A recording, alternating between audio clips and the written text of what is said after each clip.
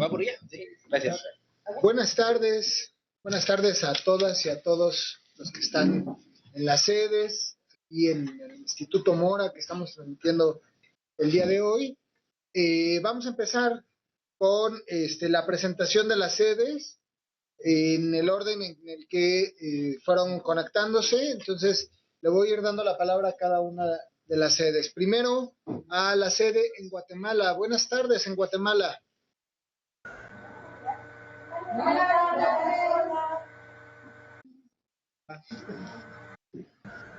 Santa, bien, buenas tardes.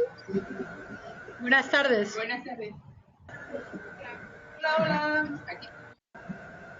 Está conectada también la sede Guadalajara.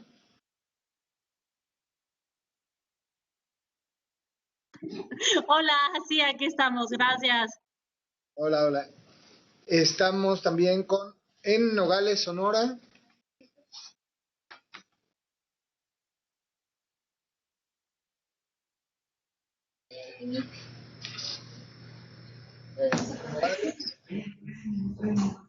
Dallas o Nogales, Sonora, perdón.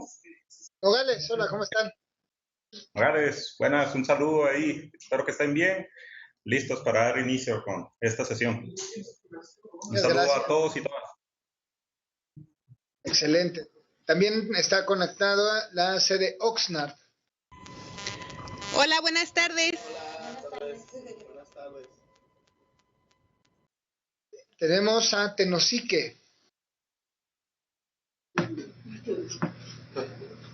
Tenosique en Tabasco, ¿cómo están?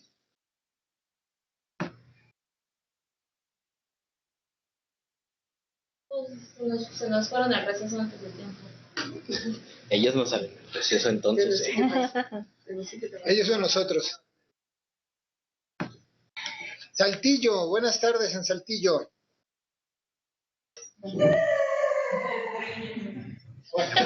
Hola, buenas tardes. Hola, hola, Saltillo. La sede de la UNAM en Los Ángeles, supongo.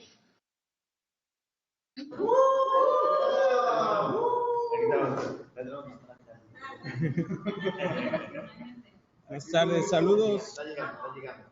Hola, buenas tardes. También tenemos la sede de Dallas, en Texas.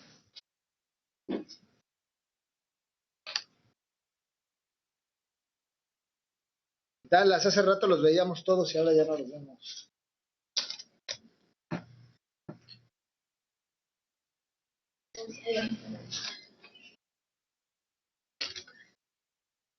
Ahora sí, ¿cómo están?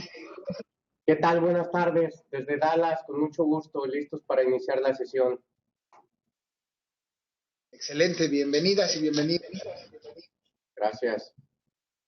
Tenemos también la sede de Río.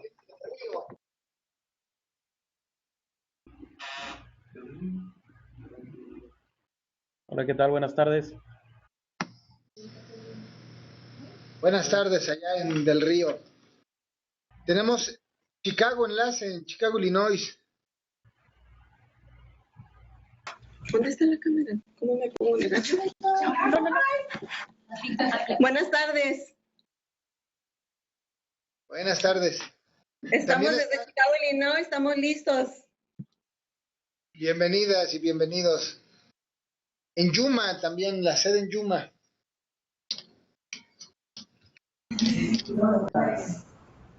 Buenas tardes, todos listos y completos para iniciar. Ya los vimos muy animados, qué bueno. Casa Michoacán. ¿Cómo están en Casa Michoacán, en Chicago? ¿Nosotros? ¿Sí nos escuchan? Muy bien, y también los vemos muy bien. Es que no. Ok. Sí. McAllen, bienvenidas y bienvenidos. Buenas tardes, desde McAllen, listos. También está Fresno. Hello.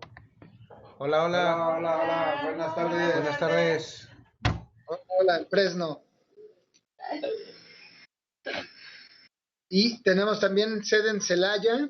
Bienvenidas, bienvenidos. Hola. Hola. A ver, Santiago. Ya estamos listas. Excelente, bienvenidas. Hola. Y las nuevas generaciones también ahí. Y en Tapachula, Ecosur, ¿cómo están? Buenas tardes. Hola. ¿Nos escuchan? Perfectamente bien. Estamos listos. Buenas tardes. Buenas tardes, los escuchamos bien y los vemos. Okay. Muy bien. Y bueno, aquí en la Ciudad de México estamos esta vez en el Instituto Mora, que nos ha abierto las puertas para esta sesión del diplomado. Bienvenidas y bienvenidos a los que también nos acompañan aquí presencialmente.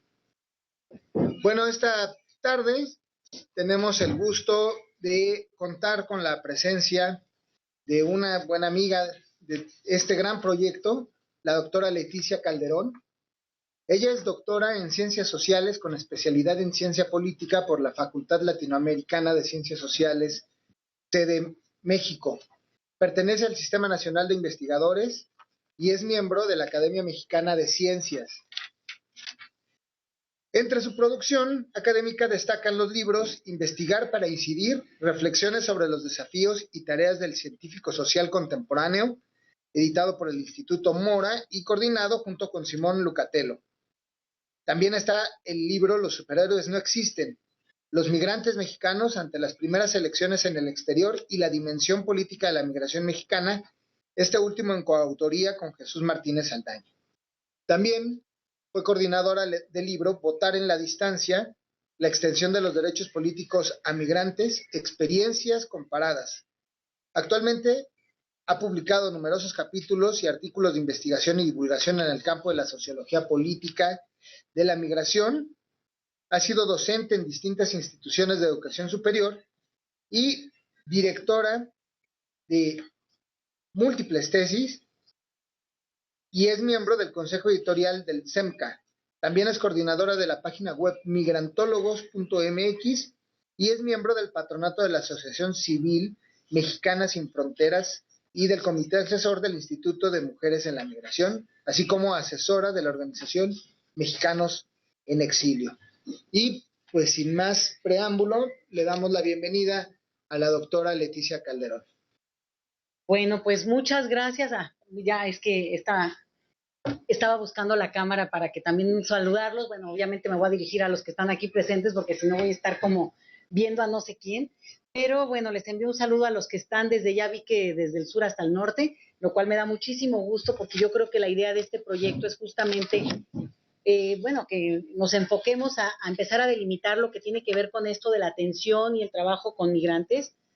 Y con migrantes o como migrantes también, ¿no? Que creo que eso es también interesante. Fíjense que yo solo tuve oportunidad de escuchar la presentación que hizo la doctora Adriana Sletza.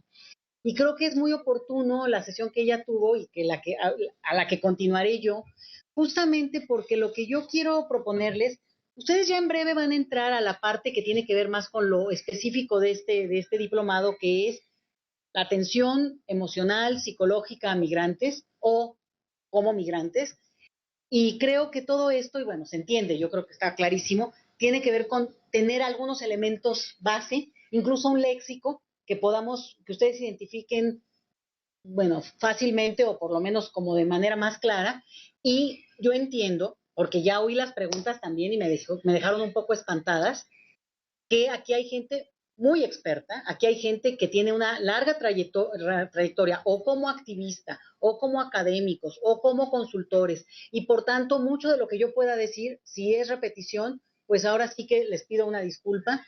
Si no es repetición y no queda claro, obviamente, pues lo aclaramos, o si es repetición pero no queda claro, bueno, lo tratamos de aclarar entre todos. Entonces, pues primero que nada darles las gracias aquí a la invitación que me hicieron, como siempre, mis colegas, mis amigos, de mucho tiempo de Iniciativa Ciudadana, pero también esta oportunidad porque fíjense que a mí me ha tocado transitar justamente, es interesante, Daniel, porque además Daniel y yo en esto hemos trabajado mucho juntos, desde una perspectiva de derechos políticos a derechos casi de sobrevivencia que tiene que ver con la protección, el cuidado individual emocional. Entonces, en ese tránsito, que eso es también muy interesante, parece ser que son exactamente los dos polos de lo que implican los derechos humanos, derechos políticos y derechos elementales para tener una, digamos, una percepción medianamente sana del mundo a partir de la protección emocional. Entonces, ya llegarán a eso, y en esta ocasión lo que yo preparé pensando también en el perfil de ustedes, que es tan, esto lo repito,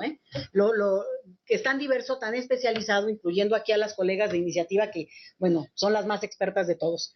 Pero yo quiero poner algunos de los temas que a mí me parece que oí que se mencionaron algunos, pero yo creo que es el tiempo en que hay que mencionarlos con más detalle y más debate. Yo me voy a ir parando, algunas cosas las voy a escribir y otras les voy a pedir de favor que ustedes me sigan con las diapositivas, que solo son un pretexto para que yo no me pierda y que ustedes me sigan, pero ni se claven con eso, ni se apuren, son más una guía y en todo caso me la salto, lo que sea. Entonces, a ver, bueno, yo recapitulo. A ver, ahí está al revés, está al revés ya.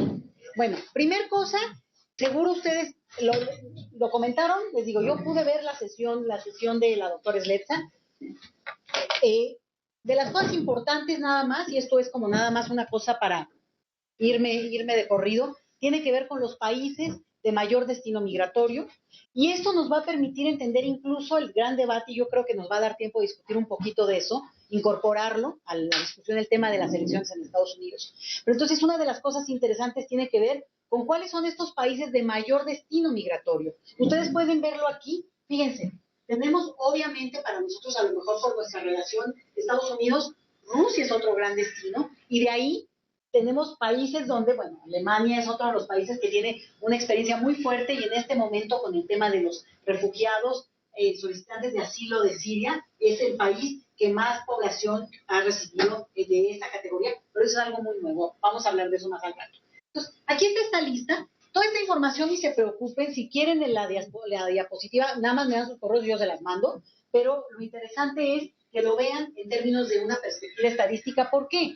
Porque ciertamente corresponde con lo que les decía la doctora Sletza, que tiene que ver con que hay en general una como atracción, porque el campo de lo migratorio se ha ubicado sobre todo en el tema de la economía, ¿no? Hasta ahí íbamos bien, pero nos llegó este siglo, digamos. Este siglo nos dio una revolcadota. De los países de mayor emigración, ojo, México es uno de los países de mayor emigración de sus ciudadanos en el planeta. Esto es algo que nosotros tendríamos que saber, no nosotros que nos dedicamos a temas de migración, lo tendría que saber todo México, porque eso implicaría que cambiáramos nuestra visión de cómo nos relacionamos no solo en esto, ¿no?, con los mexicanos que viven fuera, sino nosotros mismos en relación a todo el tema de la movilidad. Por ejemplo, con la inmigración. Pues un poquitito más lento. Ok, ¿no? Lo que pasa, nada más decía yo por el tiempo, pero sí. Bueno, entonces, una de las cosas que me parece importante es, todos hablan español, ¿verdad? ¿O no? Sí, sí. No, digo, si no para hablar en chino, ¿verdad? Claro, digo. No, pero yo sí les quería hacer notar esto, porque me parece que es un argumento que es políticamente muy importante que lo utilicemos de una manera mucho más potente. México es el país que más población tiene viviendo fuera de su territorio. ¿Qué implica esto? Que México es un país que no retiene, que no es capaz de atraer a su propia ciudadanía, y por tanto eso es un factor que nos hace altamente vulnerables, por ejemplo, en la relación con Estados Unidos. ¿Qué pasaría si México pudiera decir, se acabó, yo no discuto más con un país donde no quieren a mis ciudadanos, ¿no? Y lo que hago es un programa muy fuerte de atracción migratoria de esos, si ustedes quieren, 6 millones de personas indocumentadas en Estados Unidos? Bueno, México no lo puede hacer porque tiene una economía endeble, sumamente, en este momento con una situación, digo, hoy lo anuncian ya con los cambios en Hacienda, que me parece que dan claridad en las dificultades económicas que México tiene de manera estructural, de por lo menos hace 3 décadas, ¿no? Bueno, o sea, no, obviamente hay una discusión ahí muy fuerte porque México ha sido estable en términos macro, pero no micro. Entonces, quiero hacerlo notar también como un argumento, si ustedes quieren, político. Es decir, México debe saber, y deberíamos de discutir mucho más, vean los países México, India, Rusia, China. Bueno, ustedes podrían decir, claro, India, China, pero son países que son 10 o 15 veces más grandes que México. No hay correlación. Obviamente esto tiene una explicación histórica. Bueno, y el otro punto es el de los corredores migratorios. Creo que es importante que también ustedes sepan que aunque hay distintos corredores migratorios en el mundo que se estudian como tales, México es el más importante corredor, lugar donde transita población de todo el planeta. Estamos hablando desde realmente el centro del debate migratorio. México es referencia obligada para hablar de temas de migración, para bien y para mal.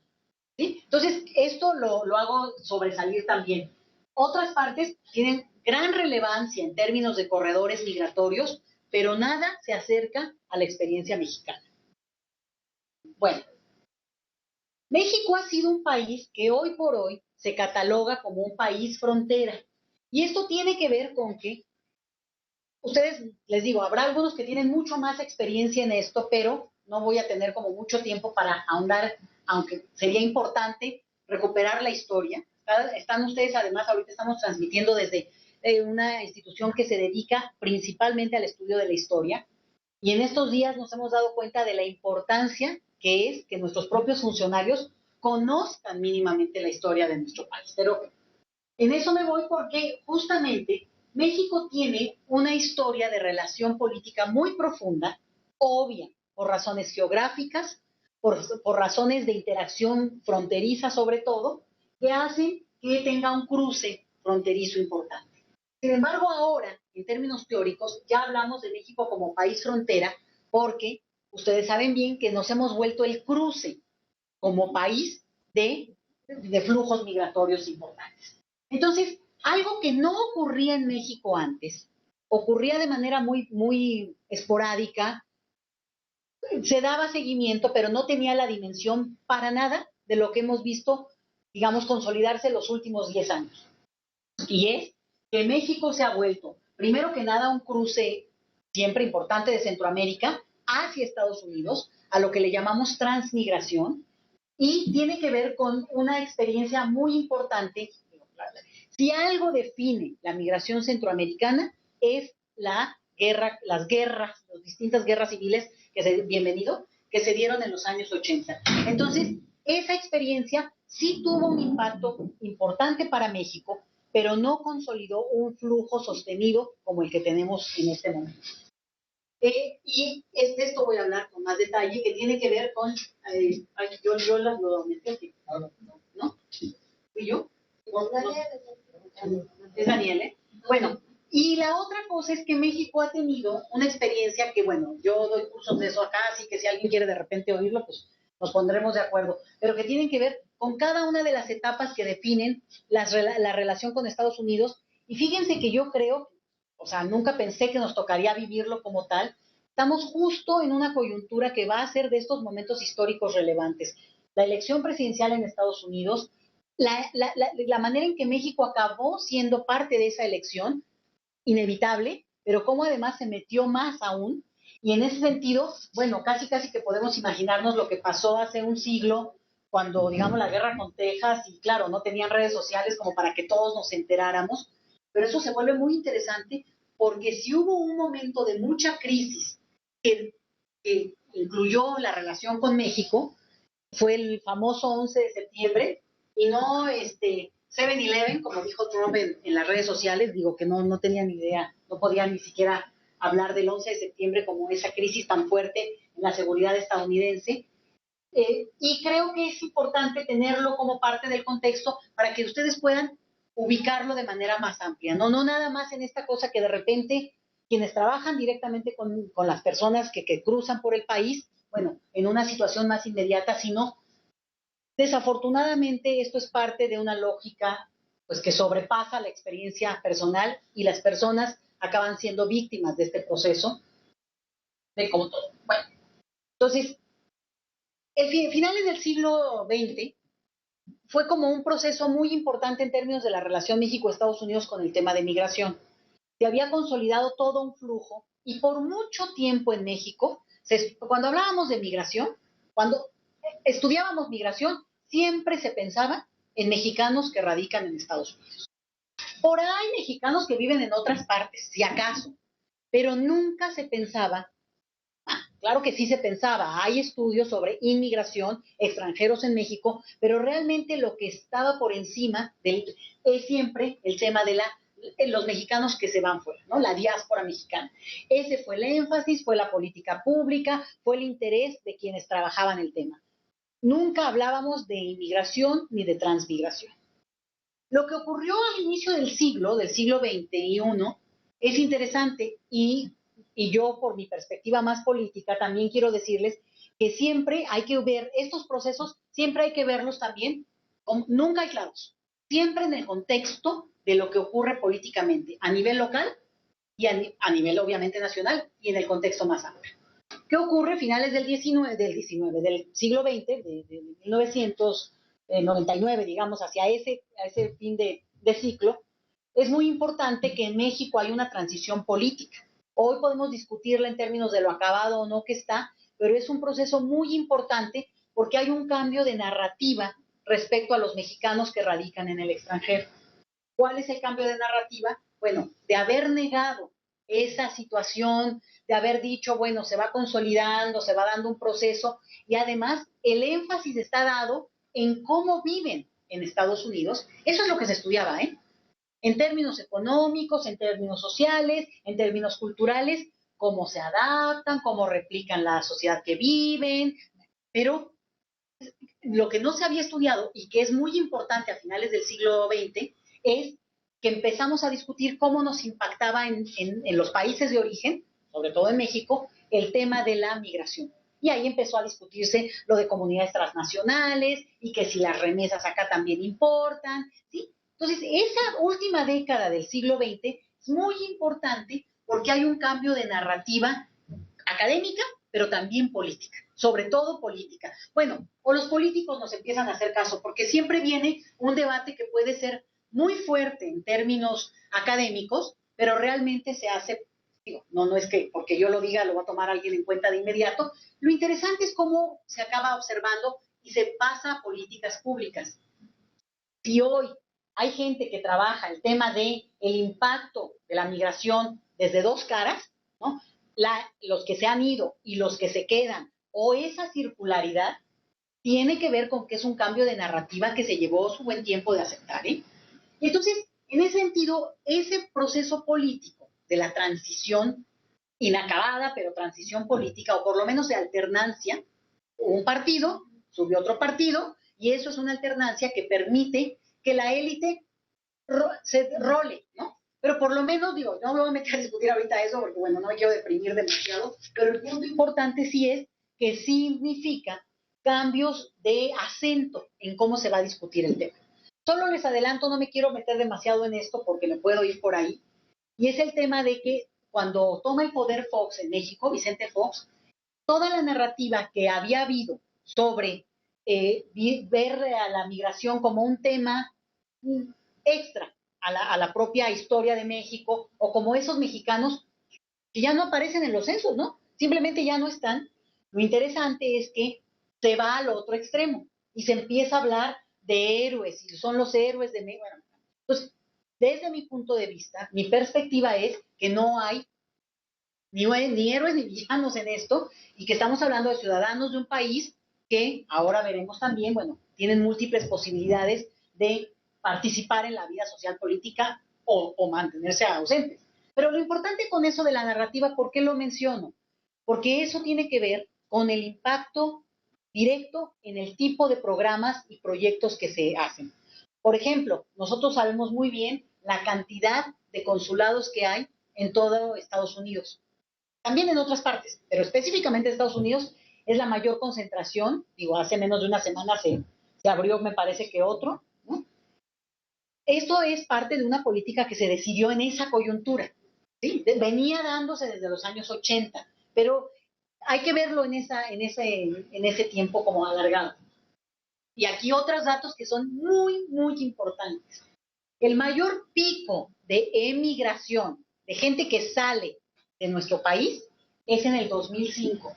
No es en 1990, no es en 1989, es hace 10 años, hace 11 años, ¿sí? O sea, estamos hablando de que realmente la gente que, cuando más salió gente, población mexicana, de su territorio, es hace relativamente, digamos, vamos a ponerlo poco, en el sentido de que es población que aunque ya tiene 10 años viviendo fuera del país, y que eso ya es una experiencia migratoria muy larga, ahora voy a aclarar también eso, lo importante es que lo veamos en esta perspectiva, no se dio hace 30 o 40 años, aunque hay flujos muy importantes de cada una de esas décadas.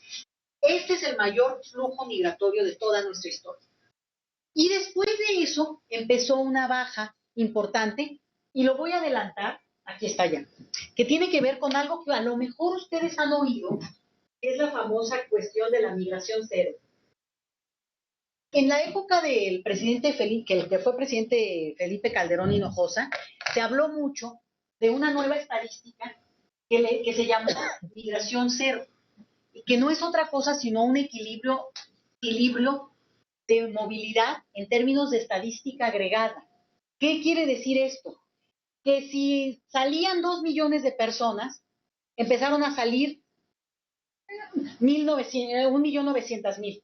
Y entonces, paulatinamente empezó a bajar el número, pero en números agregados no quiere decir que se haya dejado de migrar.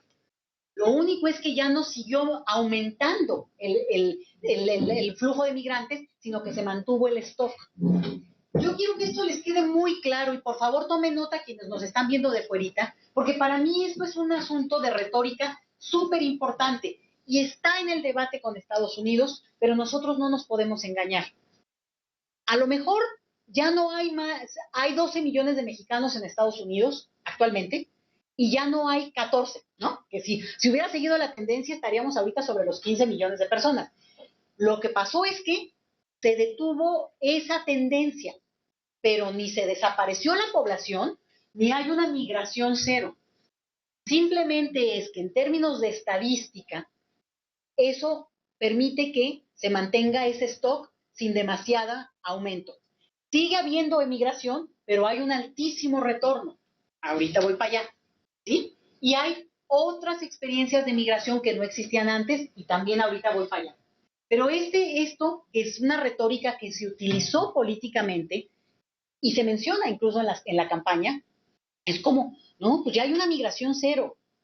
Lamento decirles que no implica que dejó de haber migración. Se movió y no ha aumentado el número total.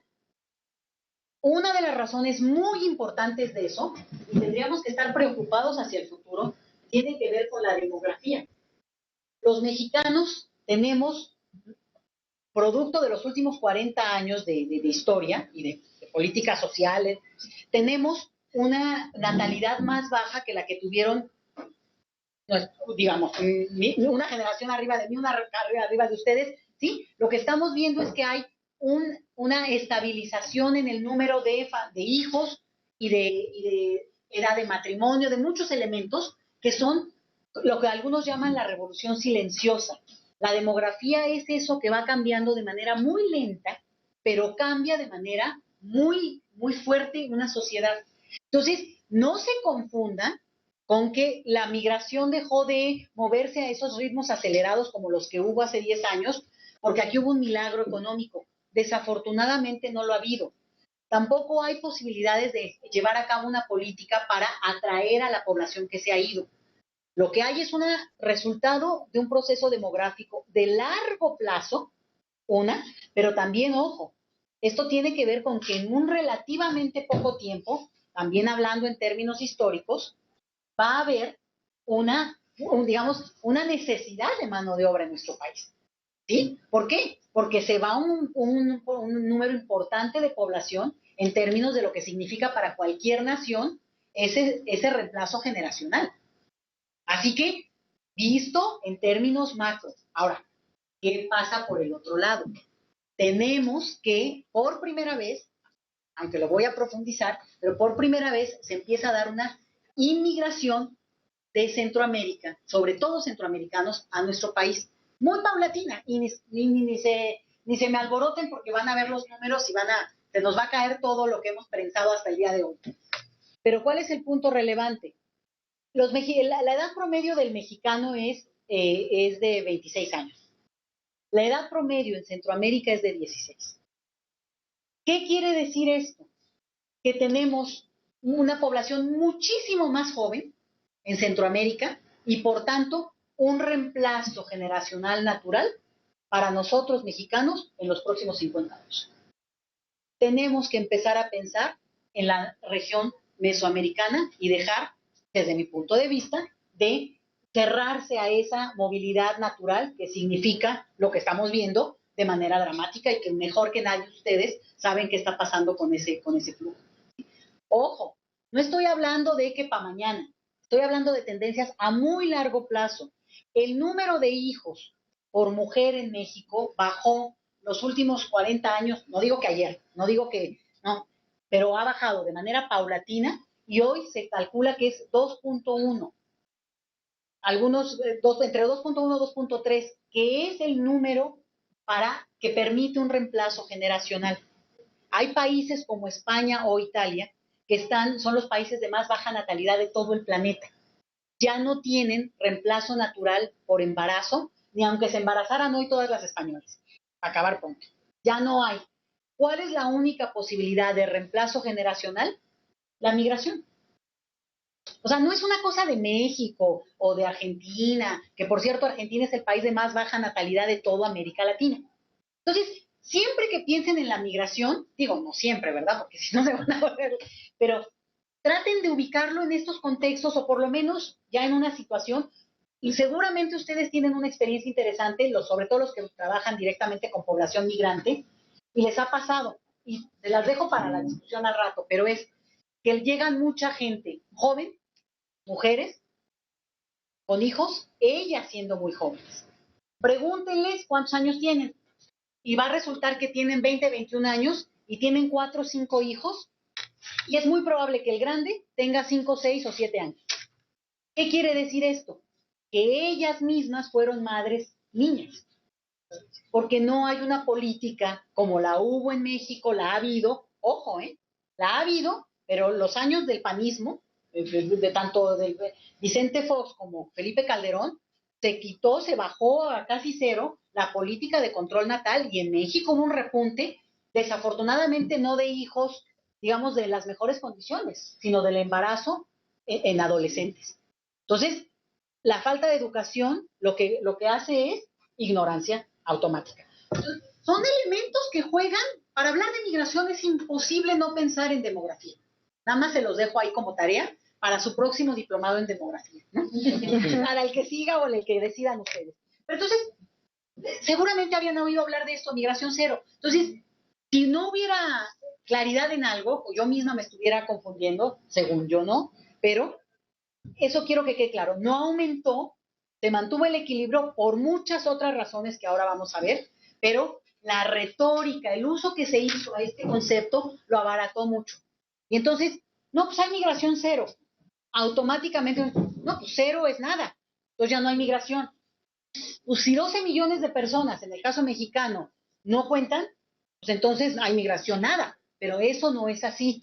Y no permitan que los contamine ese uso, pues que es más político, ¿no? Y en este caso, pues lo que queremos es nada más tener el concepto bien clarito.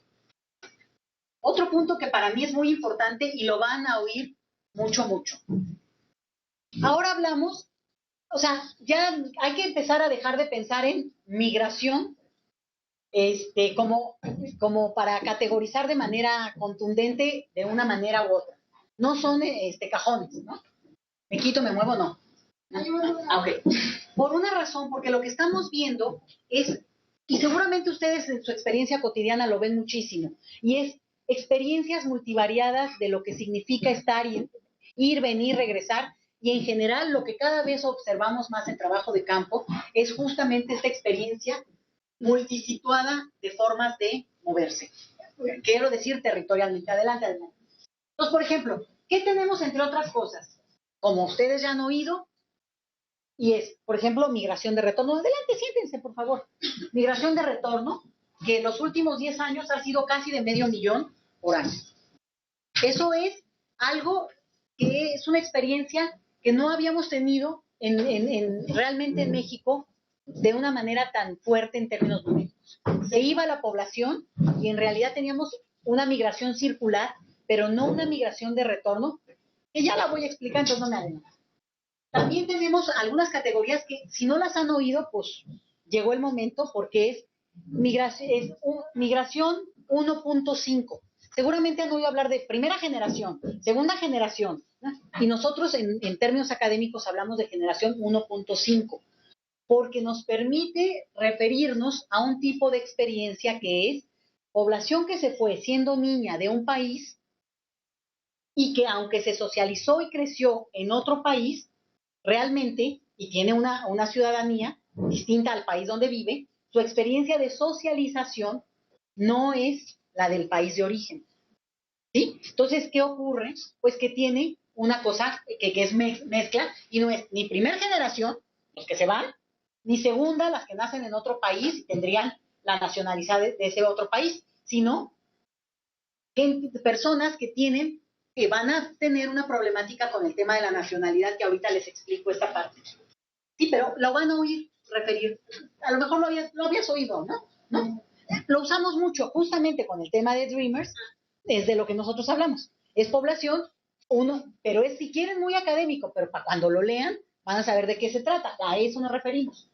Y luego otra cosa que es muy interesante es que cada vez constatamos más lo que se dice familias de estatus mixto, y es que en una familia puede haber una persona que es indocumentada, pero los hijos que es ciudadano, el hijo que es generación 1.5, el otro que tiene doble nacionalidad. ¿Sí? Entonces, ¿qué ocurre en esas experiencias? Cosas muy viciadas, cosas muy fuertes. Por ejemplo, que puede ser que el hijo recién menor de edad, o sea, que acá deja de ser menor de edad, que ya es ciudadano, que sí es ciudadano, vamos a ponerlo en el caso de los mexicanos, pero pasa también con centroamericanos, en Estados Unidos. Puede usar un automóvil porque tiene licencia, ¿sí? Y entonces toda la familia acaba dependiendo de este niño joven, ¿no? Porque los demás, o el que es indocumentado, y se hacen una serie de procesos que psicológicamente, ya lo van a ver ustedes más adelante, tienen que trabajarse. ¿Por qué? Porque el juego de roles que tienen cada uno en la familia se acaba modificando. La mamá acaba siendo la menor de edad porque además no habla inglés, y entonces el hijo no solo le traduce, sino casi que la sapea, ¿no? O sea, se cambian los roles de autoridad, que es algo importante de mantener en términos de estructura familiar del grupo.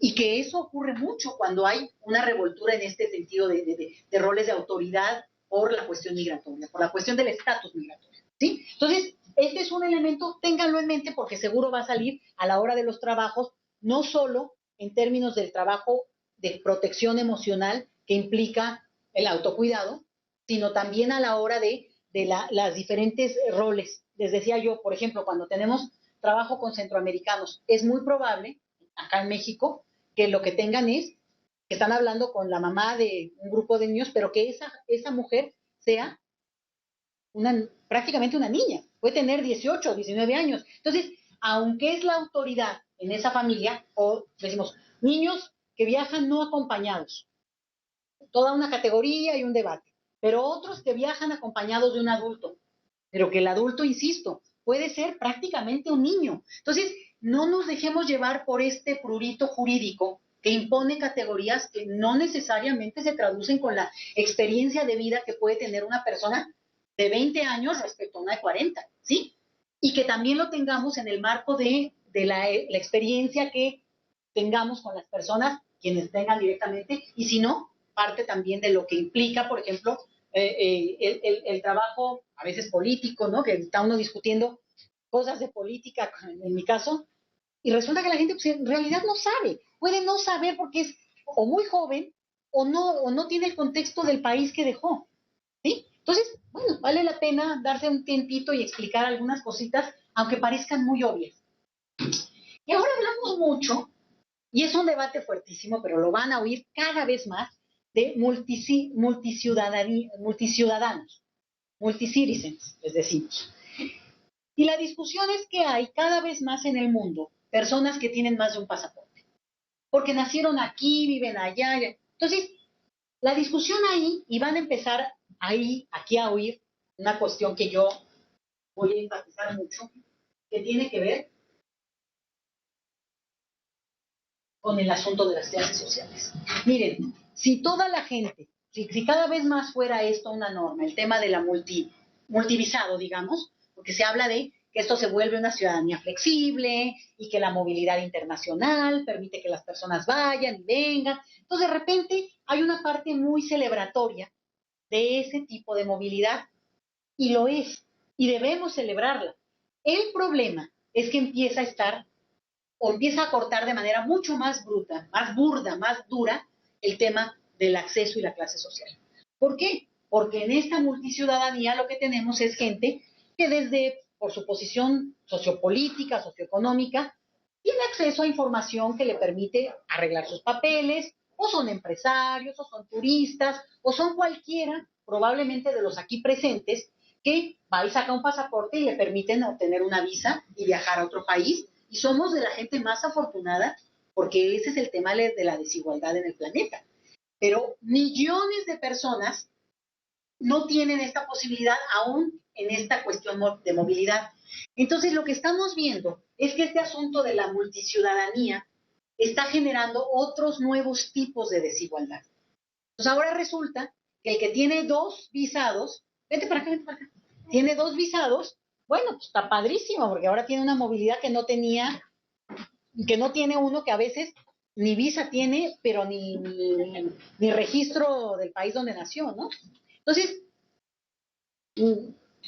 son elementos que están y son parte del debate hoy, el debate contemporáneo sobre la migración. Porque yo sé que ustedes conocen todo, que si fueron, que si vinieron, si las razones económicas, pónganlo por detrás. Eso es estructural, pero las cuestiones que se están discutiendo ahora, entre otras cosas, y obviamente habrá muchas más, pero están acá. Bueno, esto nada más es porque yo quiero que tengan este mapa mental, no me voy a quedar mucho, y se los paso, pero nada más para que sepan que México, país frontera, porque yo ahorita ya voy a juntar 2 polos, tiene que ver con que México nunca había tenido una ley de migración.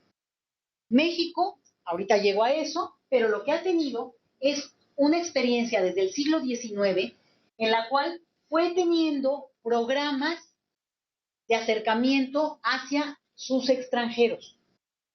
Porque México es un país que ha tenido siempre una población extranjera muy pequeña. Ahorita les pongo números. Pero lo único que quiero que sepan, sin clavarme mucho acá porque me puedo quedar 3 horas, es que en general todo lo que fue con extranjeros en México, que sería propiamente la inmigración, se fue dando a partir del tema de la ley de población, no de una ley de inmigración. ¿Por qué? Porque el principal énfasis en México durante toda la primera parte del siglo XX fue poblar al país. ¿Por qué? Pues porque México en el siglo XIX, lo que tuvo es, primero se independizó, y pese ahora sí que viene al caso esto, que de modo, pese al asedio estadounidense, México logró mantener un país geográficamente unificado, a pesar de que hubo una guerra. Ya no está en los libros de texto gratuito, pero les tengo malas noticias. En el siglo XIX hubo una guerra con Estados Unidos. Sé que lo digo con adultos y por tanto lo saben, pero esto está borrado de la historia de los libros de texto gratuito de nuestro país. Entonces, no es que sea bueno o malo, ocurrió y es parte de lo que explica una relación compleja. Por tanto, en México había una población escasa, muy concentrada en algunas zonas, y para los distintos gobiernos la obsesión fue poblar. Se decía que poblar es hacer patria. Y de ahí, situaciones como Tijuana, por ejemplo, toda la zona fronteriza, que hubo un proyecto político concreto de poblar esas zonas, justamente con la idea de tener una retención casi física a los intereses estadounidenses en la frontera. Estoy hablando finales del 19, principios del 20, ¿eh? Lo que pasa es que luego llegó la Revolución Mexicana.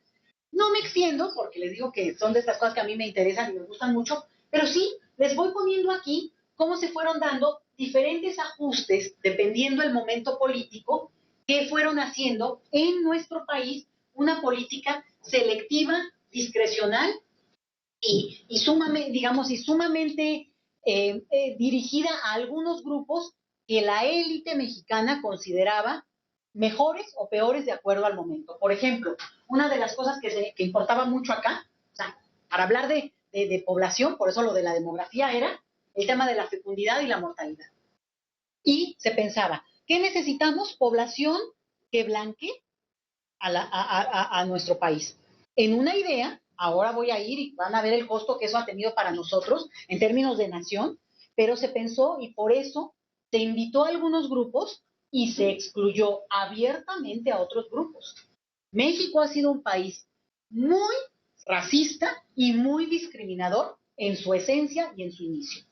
Y esto, el tema de la extranjería, pues lo pone muy a flor de piel. Entonces, esto es parte de lo que tenemos que saber para modificar lo que tenemos, pero también, pues en la retórica de lo que tenemos ahora, por ejemplo, he mencionado las elecciones de Estados Unidos, pero para que tampoco nos saquemos el abanico y nos echemos aire, ¿no? Yo siempre les digo, para leyes restrictivas y violentas contra los migrantes, pues váyanse aquí a Chiapas. ¿Cuál Arizona? Pero no lo digan fuera de aquí, al fin que de aquí, fuera de aquí no nos oímos. Y de todas las sedes que nos están oyendo. Pero creo que es momento de ser autocríticos porque justo esto nos va a poder ayudar a tener como que una relación muy distinta también con el trabajo cotidiano que se hace. Bueno, entonces se fueron dando diferentes leyes, diferentes momentos, exclusiones muy violentas a algunos grupos, por ejemplo a la población china en nuestro país. Hubo momentos de franca violencia contra la población china en los años 20 del siglo pasado y de ahí una restricción mantenida incluso hasta hoy con algunos grupos. Entonces, no me extiendo, ¿no? Bueno, y también, ¿no? Que extranjeros se volvieron deseables y esta idea escrita en las leyes, no es como que yo le puse entre comillas para que no haya plagio. Extranjeros deseables son las palabras. Y también se habla explícitamente en las leyes de población de nuestro país, no de migración, de población, de grupos económicos, rentistas, pensionados o jubilados, o técnicos excepcionales que puedan nutrir al pueblo mexicano, a la noble raza azteca. ¿Cuál es el punto acá? No generar supuestos, digamos, competencia económica y al final de cuentas, bueno, toda una idea pues, que tenemos que trabajar en este país, pero que en el fondo tiene una percepción de superioridad respecto a algunos grupos en detrimento de otros, ¿sí? Y eso es clarísimo en nuestras leyes de población. En 1974 se dio la última ley de población que aunque después hubo otras, lo interesante fue que es fíjense, del 74, que es la base de todas las siguientes leyes que hubo durante pues, casi 40 años. Nada más para que se den una idea. Solamente hubo un ajuste a la ley de refugio y claro, pequeños ajustes a algunas normas, como esta. Ahorita déjenme ver acá. Como esta que es muy interesante. En el 2008, en la Cámara de Diputados, finalmente, después de un debate muy fuerte y de haber congelado ese debate un año antes, en el 2008 se aprobó despenalizar la migración en nuestro país y volverla una falta administrativa. Yo no quiero ser muy cruel con nosotros porque últimamente, las últimas semanas, o el último año con la elección en Estados Unidos, sí ha habido como demasiada rudeza hacia nosotros como país, ¿no? En el discurso, en lo que ustedes quieran. Pero sí tenemos que reconocer que apenas hace menos de 10 años en este país, la ley de migración, la política respecto a la migración en nuestro país era una pena de cárcel, una pena corporal. Y en cierta forma lo sigue siendo, pero eso ya hablaré más al ratito, ¿sí? Entonces, ¿cuál es el punto fuerte de esto? Que este debate, no crean que se resolvió a las primeras. Y había congresistas, ustedes pueden leer las versiones estenográficas, yo apenitas escribí algún libro que habla de esto y jalo, y cito, para que no haya bronca, y cito, los que dicen nuestros congresistas, nuestros diputados, Entonces, es que nos vamos a llenar de población de otro lugar. México, el país de mayor emigración del planeta, señores, ¿sí? O sea, es la parte que no, como que no acaba de entrar en la claridad de lo que tiene un país como México. Entonces, úsenlo como argumento. Es un argumento potente que tiene que ser parte de la educación de nuestro país. Pero entonces, se despenaliza y se hace, digamos, ya no es como la ley de Arizona. ¿Vale? Nada más para decirles, ¿no? Y se avanza con la ley de protección. Y ahora sí creo que estaba en esta, ¿no? Bueno, este era mi dibujito así muy bonito, pero no me quiero quedar mucho. ¿En qué comunidades fueron llegando? Ahorita, si quieren, se las pongo. Y los grupos que fueron llegando a México. Pero no me quiero clavar mucho porque no me da tiempo. Bueno. México finalmente, y eso volvamos a verlo en el contexto político de los últimos, no voy a tomar ahorita en cuenta este sexenio porque me voy a brincar, pero los primeros 2 sexenios del siglo que coinciden con esta transición, esta alternancia política que hubo y que fueron los gobiernos de...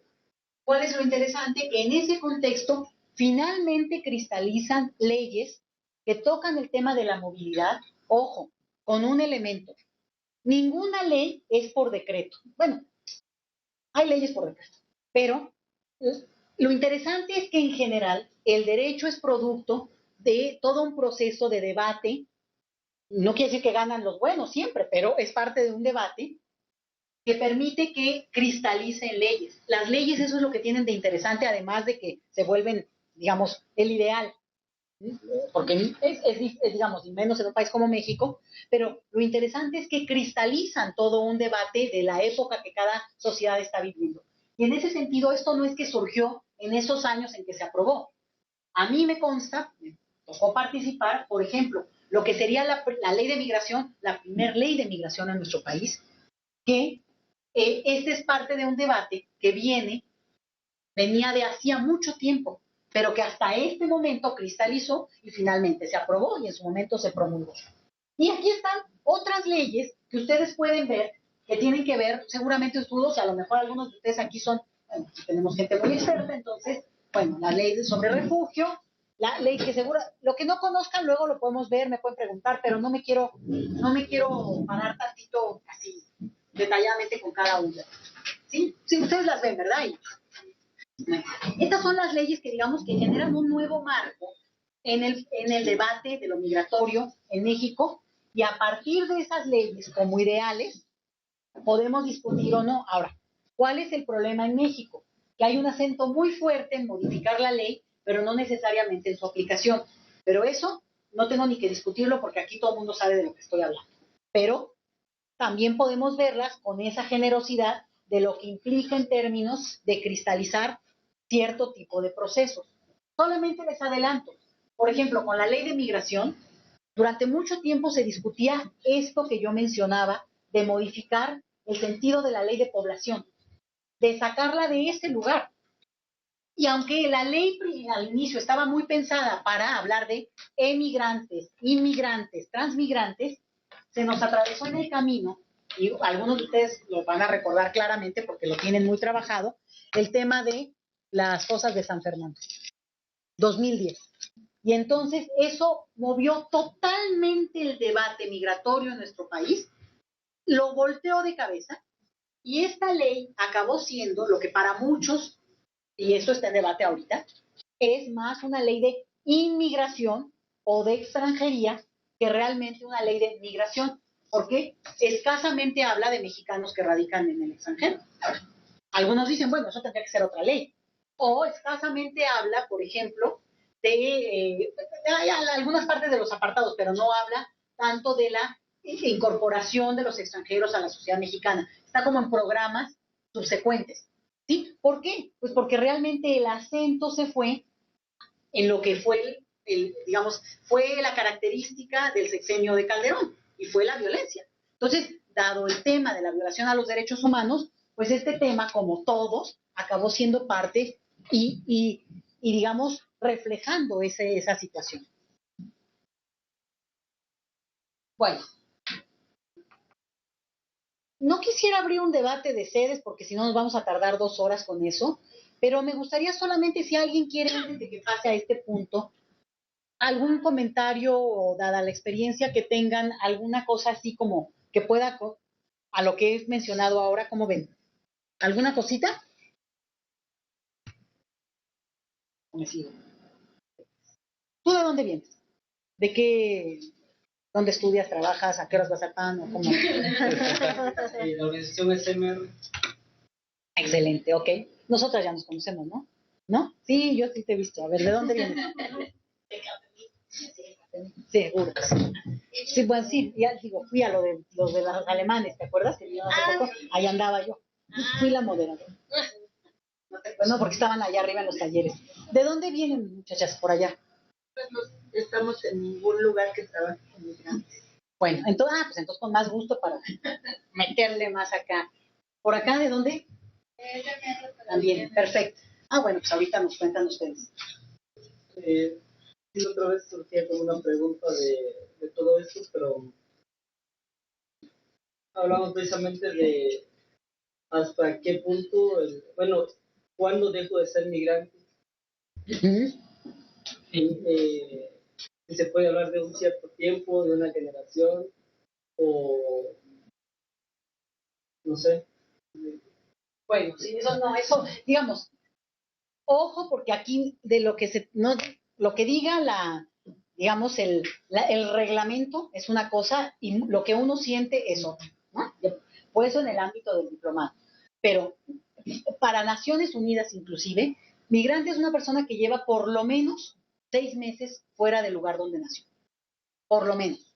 Nada de que fui a Disneylandia y ya soy migrante, es turista. Sí, eso que... Y tiene que ver con una cuestión que se vuelve muy importante, salvo en los niños, y es la experiencia laboral o la relación con la sociedad. Porque miren, por ejemplo, hay una de las cuestiones que ocurre y es que también la experiencia migratoria, y ahorita, tiene una interacción con la sociedad en que vives. O sea, si nada más llegas y bueno, voy a mantener un tiempo aislado, bueno, obviamente en términos de categoría, si ustedes quieren jurídica, pues se es migrante si usted tiene más de 6 meses y vive en otro lugar a donde nació.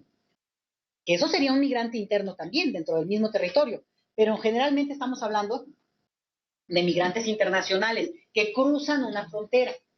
El punto aquí es las características que tienen que ver con interacción con la sociedad en donde se vive, donde el asunto laboral es central, porque la relación que estableces con esa sociedad, les digo, salvo con los niños, pues pasa mucho por el tema laboral. ¿Qué lugar ocupas en esa sociedad laboralmente hablando? Bueno, pues va a depender de tu educación, de tu formación, pero también de la manera en que la sociedad de acogida te incorpora o te excluye. ¿Sí? Y aquí entra este tema que ahorita voy a mencionar. Pero eso, y es muy distinto como categoría, eso puede ser lo que define la migración. Por tanto, yo podría ser, si me fui de mi país a los 6 meses, bueno, soy migrante hasta los 40, ¿no? ¿O cómo? Efectivamente lo es, origen, pero eso ya sería que tiene una experiencia migratoria. O sea, en mi historia tengo un capítulo en el cual puedo entender perfectamente algunas cosas que son cómo me fue a mí, por qué me fui del lugar de donde vivía, a dónde llegué, o sea, tengo una experiencia migratoria. Pero hay un punto en que me incorporo a esa sociedad y aunque yo sea extranjero o, en este caso yo decía nacional, pero que vine de otra parte, bueno, pues tengo la experiencia vivencial de los dos lugares. En términos de aquí entra un dato que sí es muy fuerte. Ay, es que le puse para que no se me fuera a pasar el tiempo. Soy yo solita. Que tiene que ver con el estatus. Y esto es clave, es súper importante, digo, ustedes lo saben más que nadie, es muy importante en términos de lo que divide al universo de los migrantes. O sea, yo puedo llevar 40 años en otro país, socializada en otro país, pero soy indocumentada, me pueden deportar mañana de Estados Unidos y llegar a mi país de origen, del cual soy ciudadana, y que nadie me eche ni la mano porque pues no, ni me entienden. Acabar pronto, ¿sí? Entonces, este es un tema que es importante porque si algo define, así como yo les decía, que hemos encumbrado la idea de la flexibilidad de visados. Sí, pero esto también está totalmente cortado por la capacidad del estatus jurídico al que las personas pueden acceder. ¿Qué quiere decir qué quiere decir eso? Que miren, por ejemplo, ahorita en este discurso en Estados Unidos, dicen, vamos a deportar a la gente. La gente tendrá que venir pidiendo la visa. El promedio de tiempo para que en Estados Unidos te den una visa para ir a trabajar, si no tienes por lo menos un familiar directo, hijos o padres, es de 12 años. Entonces es obvio que, como vamos a ver ahorita, pues no es la solución para mucha gente que decide y ha decidido migrar, lo cual efectivamente rompe con toda una idea de lo que debería de ser hasta mientras les sirva a los mercados, ¿eh? Porque ahí hay una parte muy hipócrita en el sentido de que se benefician de esa mano de obra barata, sin estatus jurídico que la acredite y todo, en tanto es parte de una estructura, digo, económica que se favorece. Me quiero pasar a esto, pero no quiero irme así nada más, o me sigo ya. ¿Sí? Bueno. Miren, yo les quise poner esto porque para mí es muy importante que lo tengan en términos de léxico y lo manejen y lo incorporen ya, porque miren, el tema de la xenofobia. Xenofobia es la discriminación al extranjero. Y esto es una cuestión que no viene de ahora, viene de los griegos, o sea, viene de siempre. Pero es una cuestión que se ha debatido mucho en términos filosóficos, políticos, y tiene que ver con la constitución de los estados nacionales, o primero de los lugares de origen de la población, por eso decía yo prácticamente desde los griegos, y en el cual el extraño, el foráneo, el ajeno, siempre es visto como alguien que no merece los mismos privilegios que el que nació en el lugar.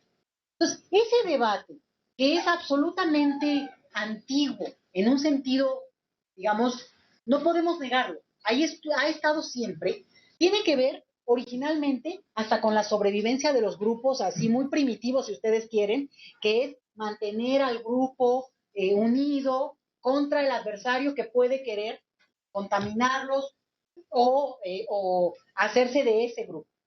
Al paso de la historia, avanzando muy rápidamente, lo que es interesante es cómo se va perfilando esta idea del extraño como enemigo. Esto va como que entra en un debate interesante sobre, por un lado, la xenofobia propiamente, la discriminación al extranjero, por un simple hecho que no es elección de la persona, y es que nadie elige el lugar donde nació. Entonces, yo te desprecio porque naciste de aquel lado y no acá. Es de un nivel de absurdo tal que yo les puedo asegurar que en menos de, no sé, pero por lo menos en un siglo, esto va a ser visto como una cosa de risa loca. ¿Qué define a las fronteras? ¿Qué cierra las fronteras? Bueno, en muchos casos han sido guerras, en muchos casos acuerdos internacionales, pero entonces seguimos alimentando la idea de que te hace propio del lugar el hecho de haber nacido cuando es un acto absolutamente biológico. Pero hoy por hoy, desafortunadamente, eso sigue rigiendo la idea de la humanidad. Es como si alguien cree, y me disculpan si alguien lo cree, pero lo voy a decir, que los ángeles primero existían y no tenían ombligo. Es del mismo nivel de absurdo. No, no hay ángeles. Y tampoco sabemos si tendrían o no ombligo, más que en los dibujos, ¿no? Entonces, el lugar de nacimiento no define la pertenencia, la membresía de una persona. Eso es parte, bueno, de una mitología y de unas ganas de poder como que tener una identidad y construir una idea de pertenencia. Pero excluir por lugar de nacimiento, otra vez lo repito, es tan absurdo como una idea así de la Santa Inquisición, ¿no? ¿Por qué lo digo? Porque hoy es más fuerte que nunca por el intercambio que hay con las poblaciones diversas y el contacto que cada vez más se tiene con el extranjero. ¿Qué es lo que pasa? Que alguien que es de otra parte, más allá de donde nació, efectivamente, ahí entra el dato interesante, es probable que tenga una socialización diferente, costumbres, idioma, que hacen, que se distingue de la mayoría de los de un lugar. Ese es un dato que es más fuerte, es más contundente que el simple hecho de nacer. Pero lo que hoy define la nacionalidad en la mayoría de las personas del mundo es el lugar de nacimiento. Le digo, y sería un tema para discutirlo y no, digo, desde mi punto de vista no se podría alimentar de tal manera. Todo el debate actual sobre el tema de la doble nacionalidad, en cierta forma, está contra esta idea. ¿Por qué? Pues porque si yo ya acepto que tú puedes tener también la nacionalidad de tus padres o de tus abuelos, no es en el caso de México, en el caso de México solo de los padres, bueno, ya empieza a poner en crisis, a cuestionar esta idea del lugar de nacimiento. Pero por ahora sigue vigente. ¿Quieren que le apague al aire? No, vale. Bueno, esto sigue siendo el meollo, la base del Estado Nacional contemporáneo, ¿eh? Y el Estado-Nación contemporáneo se definió a finales del siglo XIX y es la estructura jurídico-política que sigue rigiendo el mundo, aunque ha cambiado por la supranacionalidad. Es decir, bueno, las instancias que van más allá de lo nacional y que siguen teniendo como, no que siguen, que tienen una importancia fundamental ya en temas muy diversos. Y bueno, para que les queden ahí como palabras que van a ser claves en este debate. Nación, Estado, y me asusta, pero yo he de decirles que hace mucho no había un debate tan fuerte como el que ahora estamos teniendo tanto en Estados Unidos como en Europa sobre la reivindicación de lo local, de lo inmediato, como una cuestión muy primitiva, ciertamente muy primitiva, cuando justamente son poblaciones de alta movilidad, incluidos los oriundos de ese lugar. O sea, por ejemplo, los estadounidenses en el mundo, lo mismo que con población que llega. Patria, esa es una palabra del siglo XIX. La patria es esta exaltación del territorio, justamente del territorio nacional, para definir y defender a la élite en el poder.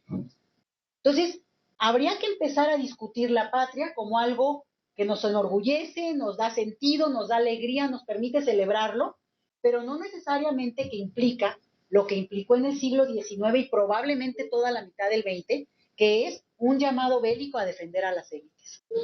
La patria en esa lógica llevó a millones a guerras para defender justamente la vida, ¿no?, de los jóvenes, a nombre de eso que se ha construido, repito, en beneficio de los grupos que están en el poder. Entonces, recobrar una idea de patria romántica es lindo en tanto podamos quitarle la noción bélica. Lo que pasa es que no sé si se puede. Ahí ustedes me van a decir. Y ahí vienen todos estos otros puntos que van derivando, que tienen que ver con lo que discutimos mucho, no desde hoy, desde hace por lo menos un siglo, y es el sentido de hospitalidad. Versus la xenofobia está la hospitalidad. Y el gran debate filosófico es sobre cómo abrazar, cómo dar la bienvenida, cómo incorporar al otro o al que se dice otro, en tanto que tú eres otro de otros. ¿No? O sea, y como se dice, el que esté libre de migración, que tire la primera piedra. Porque si alguien aquí me puede asegurar con sangre que nunca va a vivir en otro país, bueno, primero, no lo voy a creer, porque nadie puede asegurar lo que va a ser el futuro de cada uno, ¿no? Así. Pero la otra es que justamente, dada la movilidad, y los que nos están viendo de fuera lo van a entender mejor que nadie, sobre todo quienes son de otro lugar a de donde nos están viendo. A lo mejor hace 2 años, 3 años o 10, nunca se hubieran imaginado que iban a estar viviendo donde hoy viven. Y eso nos tiene que hacer triplemente sensibles a esta comprensión, ¿no? A este debate. La propuesta sería cuestionarlo y de entrada no darlo por hecho, porque ese es otro. No merece lo que yo tengo porque yo estoy acá. Es exactamente lo que dice el conservador estadounidense, porque uno nació del otro lado de la raya. Y en esta geografía que define los derechos, bueno, pues eso es lo que habría que cuestionar. Que no haya geografía. Que esas geografías no pueden definir los derechos, claro. Estoy hablando de una cuestión de ideal, pero de debate muy fuerte, ¿eh? Y que en los hechos se está dando ese debate cuando tú reconoces las múltiples nacionalidades, cuando reconoces la movilidad, pero claro, los estados también excluyen esas movilidades, provocan mucho movilidad, pero de un cierto tipo. Lo que estamos viendo aquí es que la migración no se está parando ni se va a parar. Se canaliza, se privilegia discrecionalmente. Cada vez más hay movilidad de alta calificación. Cada vez más alguien que quiera ir a estudiar lo va a lograr. Lo que hay es una desigualdad profunda porque lo que se quiere excluir es a esos migrantes que tienen menos recursos para resolver su problema jurídico. ¿Sí? Entonces es una cuestión que exacerba la desigualdad, porque es muy probable que alguien que pueda aquí, me van a entender mejor los que están en consulados, pero obtener una visa NAFTA, que es la que está con lo del Tratado de Libre Comercio, no tendría, si la pueden obtener, van a tener pocos problemas. El que va a tener problemas es la persona con bajos recursos que no tiene esa posibilidad. Entonces, estamos frente a un tema que no podemos seguirlo viendo como movilidad, así como una cosa genérica. Es resultado de la desigualdad de la estructura contemporánea del mundo. ¿Sí? Aquí no es que se va la gente, aquí migran, estos 12 millones de mexicanos que radican en el extranjero, hay quienes tienen condiciones muy favorables, y ¡qué padre! ¡Qué padre! El problema es que justamente hay quienes no la tienen, pero porque son los excluidos de esta idea de movilidad. Pero aún así vive discriminación. Ese es un punto importante y ahorita voy a ir ahí, porque esa es otra de las condiciones. Esa extranjería te pone en un lugar de desigualdad, de vulnerabilidad, por esta absurdez. Como dice yo, como me encanta el Twitter, se lo bajé al del Twitter, pero le doy su crédito, y él dice, ¿por qué hay que sentirse orgulloso de haber nacido en un sitio si nadie elige dónde nace? Te las dejo, porque si hay algo que tiene el México lindo y querido, si muero dejo de aquí, es basar toda nuestra idea de nacionalidad en esto. En que, bueno, es que mi madre patria, a ver, o mi madre patria es lo que, o sea, digo, no estoy diciendo que de aquí mañana lo vamos a cambiar, pero que lo tengan en el contexto del debate político, filosófico, contemporáneo, esta es la base, porque para una autora que a mí me gusta mucho, que se llama Martha Nussbaum, ella lo llama nacionalidad por azar, y es, dice, lotería, la lotería del lugar de nacimiento, y es, ¿usted eligió nacer en Etiopía o eligió nacer en Boston? Bueno, pues entonces, por puras expectativas de vida, por puras probabilidades de años de bienestar, bueno, pues yo creo que mejor hay que elegir Suecia, ¿no? O sea, nadie elige, o uno es tarado, ¿o qué? No, es que eso es un azar de la vida, pues ese es el propio azar de la naturaleza. Entonces, es un absurdo cargarle a la racionalidad de las personas el hecho de la elección de dónde nació, dicen los autores que discuten este tema. Yo se los digo ¿por qué? Porque eso está en el debate, y eso nos podría volver más sensibles a la hora de catalogar al otro como extranjero, o saber que siendo extranjeros nos pueden catalogar como ese otro. Y ella lo maneja así. Les recomiendo mucho un libro que se llama, ahorita se los digo exacto porque lo he usado muchísimo, pero tiene que ver con patriotismo. Ella tiene un libro muy, muy padre, y se los mando después, que son varias discusiones que hacen cortitas. De los filósofos más buenos que hay actualmente en el mundo, cada uno da su opinión sobre si es importante o no, o por qué sí o por qué no, mantener esta idea de patria, patriotismo contemporáneo, que ya ni existe, por cierto. O sea, ese patriotismo del siglo XIX ya no existe actualmente. Cualquiera aquí cuestionaría ir a dar la vida por un extraño enemigo, nos dio, ¿cómo es? No, o sea, es otro espíritu, era un espíritu muy bélico que justamente hoy tendríamos que discutir de nuevo. Eso es parte de este debate. Y yo cierro esta partecita para ir rapidísimo a la última, que esta me gusta a mí mucho, ¿no? Chavela Vargas, costarricense, decía eso, ¿no? Bueno, pues, pero eso era a propósito para exaltar lo mexicano como un producto en el cual uno no tiene que ver con que nació, no, adopto esta cultura, me gustó, pues, le habrán gustado cosas de lo de acá, ¿no? Pero unas y otras no, pues, ¿no? Pero es bonito porque rompe nuestros estereotipos a los que aquí resulta que somos mexicanos. Pues todo el mundo, no, pues que no eres mexicano. No, esa es la parte, esa es como una parte del debate contemporáneo que sugiero tenerlo en el radar, porque a la hora de cómo me identifico y cómo identifico a los otros, juega mucho. Miren, el año pasado nosotros aquí en el Instituto Mora llevamos a cabo una investigación muy interesante con la Universidad Autónoma de Ciudad Juárez y la Universidad de Texas en El Paso sobre impacto emocional en los procesos migratorios justamente. Y le preguntábamos a la gente, a mí me tocó coordinar la parte de aquí de la Ciudad de México, entrevistamos personas, sobre todo eran centroamericanos y mexicanos que retornaron al país. Y de las cosas más interesantes es que recreaban mucho lo propio, pues más que nada las costumbres, o los gustos de la comida, o algunos recuerdos de la infancia. Porque también con el proceso migratorio lo que pasa es que uno alberga y celebra mucho cosas de momentos de felicidad fuerte propios de la infancia. Y a veces no sabes si estás celebrando o recordando tu infancia o tu vida en ese otro país, o sea, tu nacionalidad. Entonces también a veces hay que rascarle un poquito y al separarlo, darse cuenta de que las personas no necesariamente, digamos, que hay que trabajar con esos momentos de felicidad cuando la gente está, ya lo van a trabajar ustedes ahora con las partes de las herramientas psicológicas, pero no necesariamente es porque se exalte lo nacional, sino los momentos importantes de contención, amorosos, de familia, de unidad, que no tienen que ver solo con el lugar donde estás, tienen que ver sobre todo con esto, con esta otra parte del grupo que te acoge y que no tienen que ser necesariamente nacionales, ¿eh?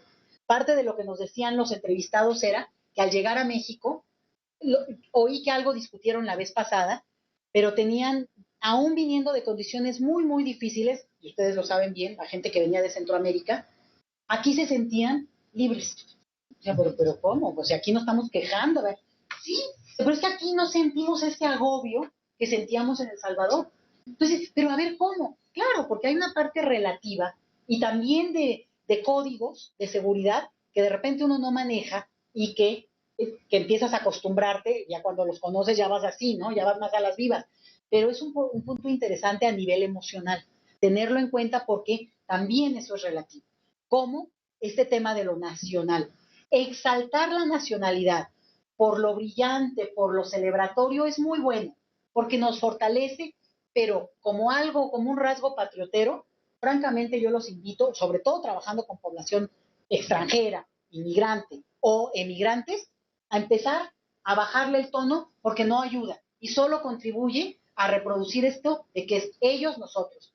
¿Ellos qué? ¿Nosotros qué? Hoy aquí, tú allá. Entonces, es un debate filosófico bien fuerte, ¿eh? Hoy muy, muy fuerte.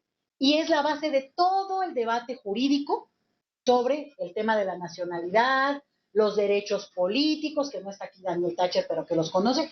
Discutimos derechos políticos hoy, de quienes viven fuera, ¿por qué? Porque hoy decimos, no importa dónde vivas, tienes derechos. ¿Por qué? Porque los derechos humanos de la persona van más allá de la ciudad. Bueno, la base es esta discusión.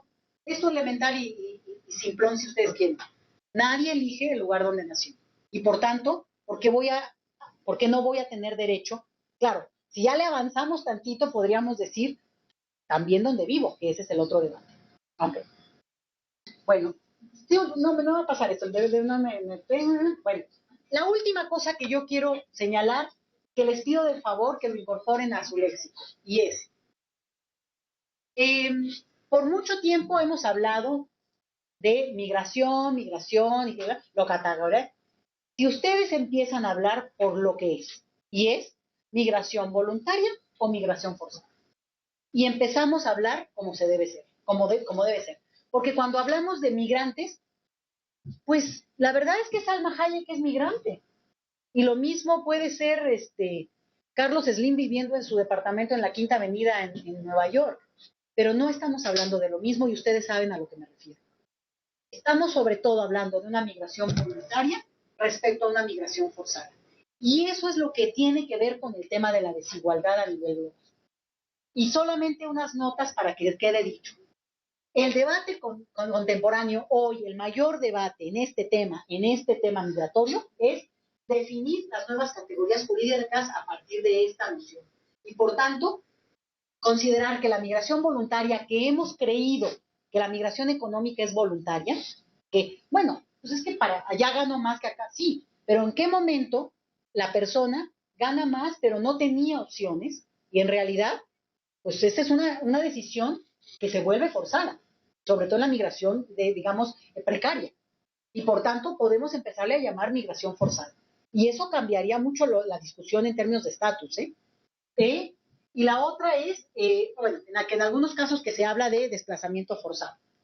Bueno, yo puse esta foto que es muy dramática porque justamente pueden ver, ¿no? Que son las mismas circunstancias de esta migración de hace 50, 70 años ya, y la migración actual, y que tiene que ver con traspasemos las categorías, que hablamos de refugiados, exiliados, asilados, pero ¿nos sirven estas categorías? Claro que nos sirven a la hora de hacer un procedimiento jurídico, pero que en el fondo hay una profunda desigualdad que forza a unos grupos y a otros les permite moverse, decía yo, multicitizens, ahí te va bueno, ahora ya los del Brexit ya tampoco, ¿verdad? En el Reino Unido, pero son las consecuencias, pero no es lo mismo, a lo mejor ustedes han oído hablar, pero expatriados, que les llaman, que son mucha gente que se reúne y dice, somos expat. Y es para no decirse migrantes, porque la categoría de migrantes tiene una connotación laboral de estatus menor. Entonces, no, yo me fui a trabajar a Nueva York, cuido niños, pero no, yo no soy migrante, no, es migrante. Pero no, porque le hemos dado una connotación negativa en el campo laboral como de precario. Entonces, lo que estamos es frente a migración forzada. Y esta otra movilidad que tiene posibilidades, que se mueve libremente o con más libertad. Antes era más fácil distinguir esta migración económica, o lo creíamos por lo menos, ¿no? Bueno, incluso la OIM tiene un montón de trabajos con esto, ¿no? No, migración, y hay una elección de quien migra, incluso hay un empoderamiento, una actitud democrática, porque yo elijo, y hago casi un balance, me conviene más porque allá gana el salario mínimo. La realidad es que lo que hay detrás es una necesidad de migrar, y hoy hablamos de que esa es también una migración forzada. Desmantelemos los lugares comunes y simplemente, miren, dicen estos colegas españoles, solo sería migrante voluntario quien, pudiendo sobrevivir con dignidad en su entorno social de origen, decida hacerlo en otro lugar, ¿no? Que alguien dice, bueno, pues la verdad, me enamoré de este cuate y podría vivir, yo me voy, bueno, lo decido. Bienvenido, ojalá que esa fuera la migración del mundo, no lo es. Y en ese sentido, hablo expertos, que puedo decir, pero quiero que lo tengan en cuenta. Este es el debate bien fuerte. Y entonces, ahora hay incluso el extremo que dice, toda migración acaba siendo forzada, con sus matices. ¿Pero por qué? Porque incluso las migraciones más deseadas tienen un campo de fuerza que las motiva y en algún momento acaba siendo involuntario. Obviamente hay una diferencia en términos de la intensidad de esa decisión, de la migración, y lo que no podemos dejar de lado es lo que tiene que ver con los derechos humanos de esa movilidad. Migración forzada ya es, y tendríamos que empezar a incorporar al debate, esto donde un Estado es incapaz de ofrecer mínimos de vida e incluso los afecta, y por tanto las causas que caracterizan a esa movilidad se vuelven forzadas. Bueno, esto lo van a ver ustedes mucho en términos del trabajo que hay que hacer. ¿Por qué? Porque obviamente en una migración forzada lo confundimos con el exilio, que como categoría jurídica nada más, y exilio tiene que ver con una decisión inminente, obligada, de un día para el otro. Bueno, ¿qué centroamericano no tiene esa situación?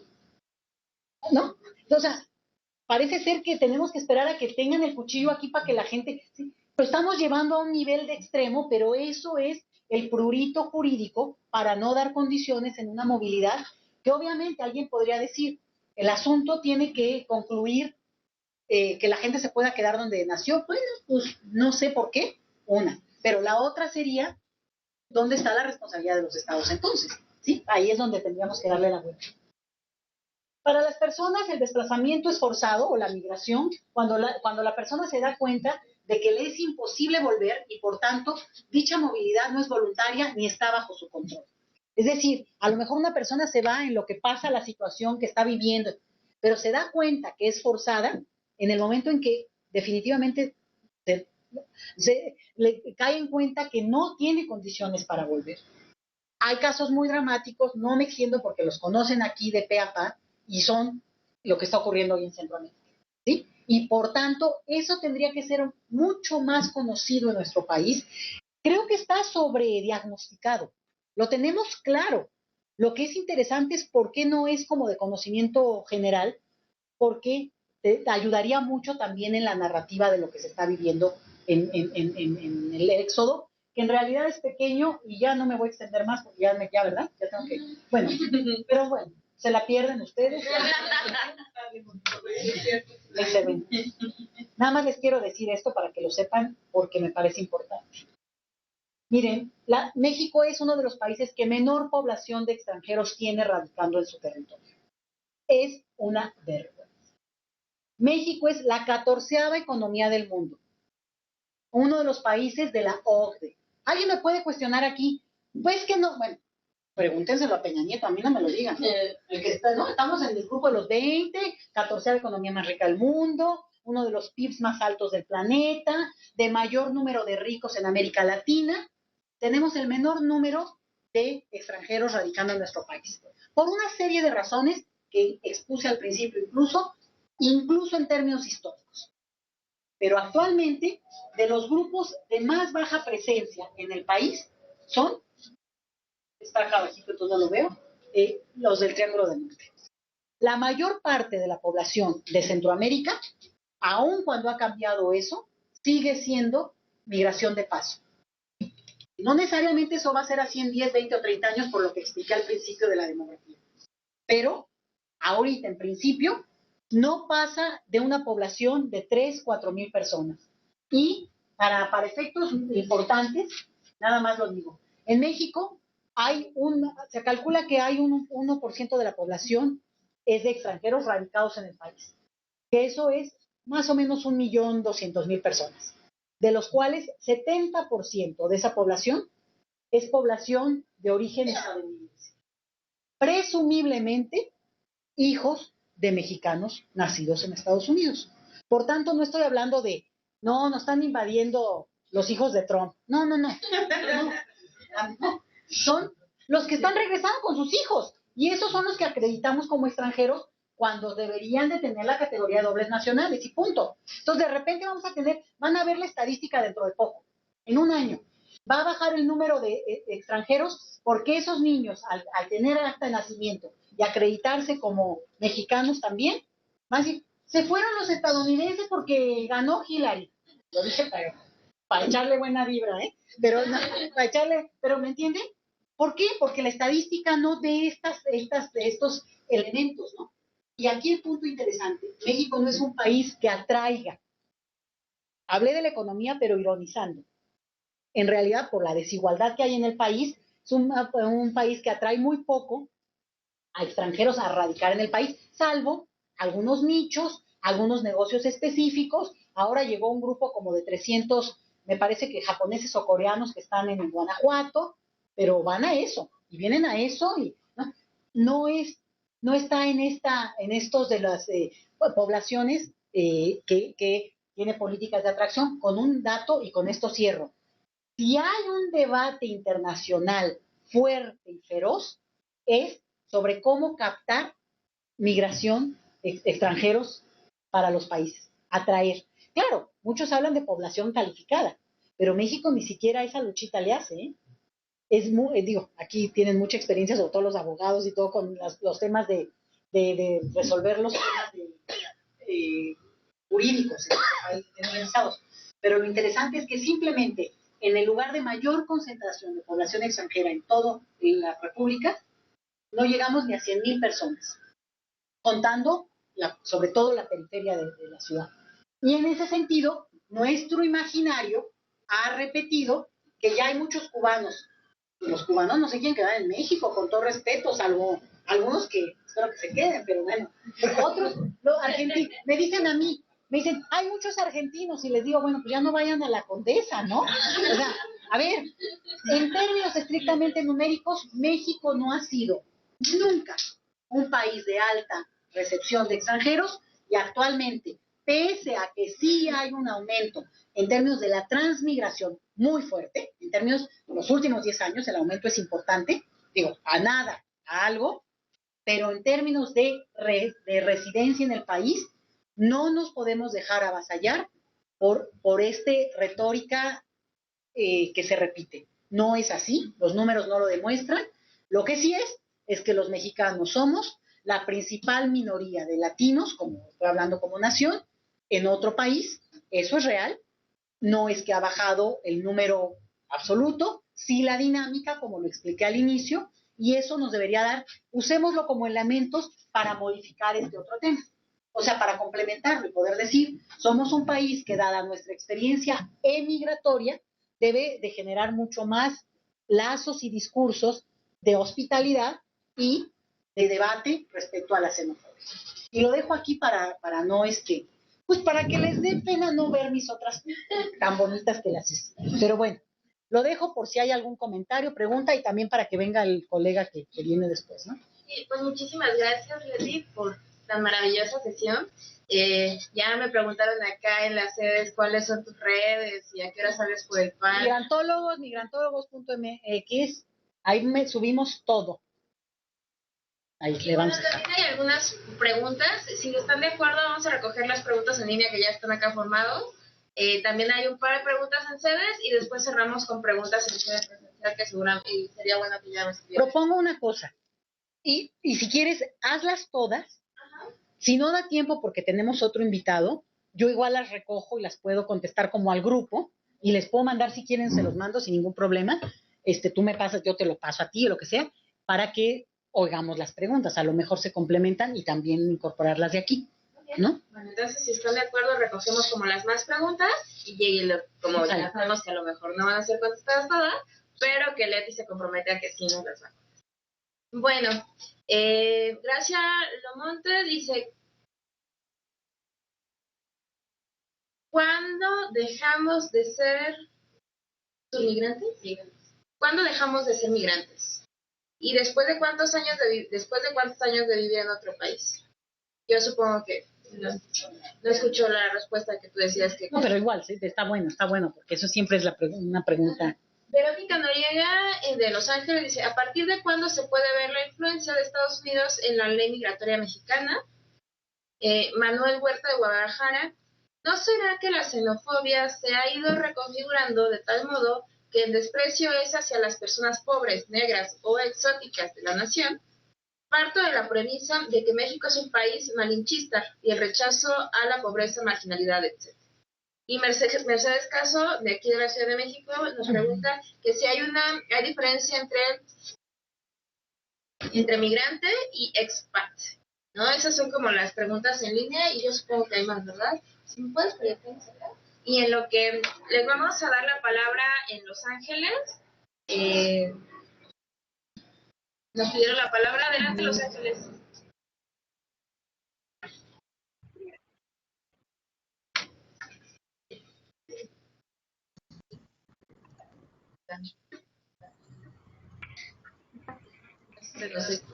Ya tenemos la palabra, Los Ángeles. Adelante. Gracias. Mi nombre es Jessica y tengo dos preguntas. Una básicamente se enfoca más a la xenofobia y creo que la pregunta sería que ¿crees tú que el nacionalismo o el patriotismo fomenta la xenofobia y los prejuicios entre la sociedad mexicana, que por el hecho de somos bien mexicanos y no aceptas como a la persona extranjera porque quizá no viste de la manera, no habla igual, cosas muy básicas, o que sí, que a lo mejor la manera de crearse en un estado puede crear esa xenofobia, el nacionalismo o el patriotismo?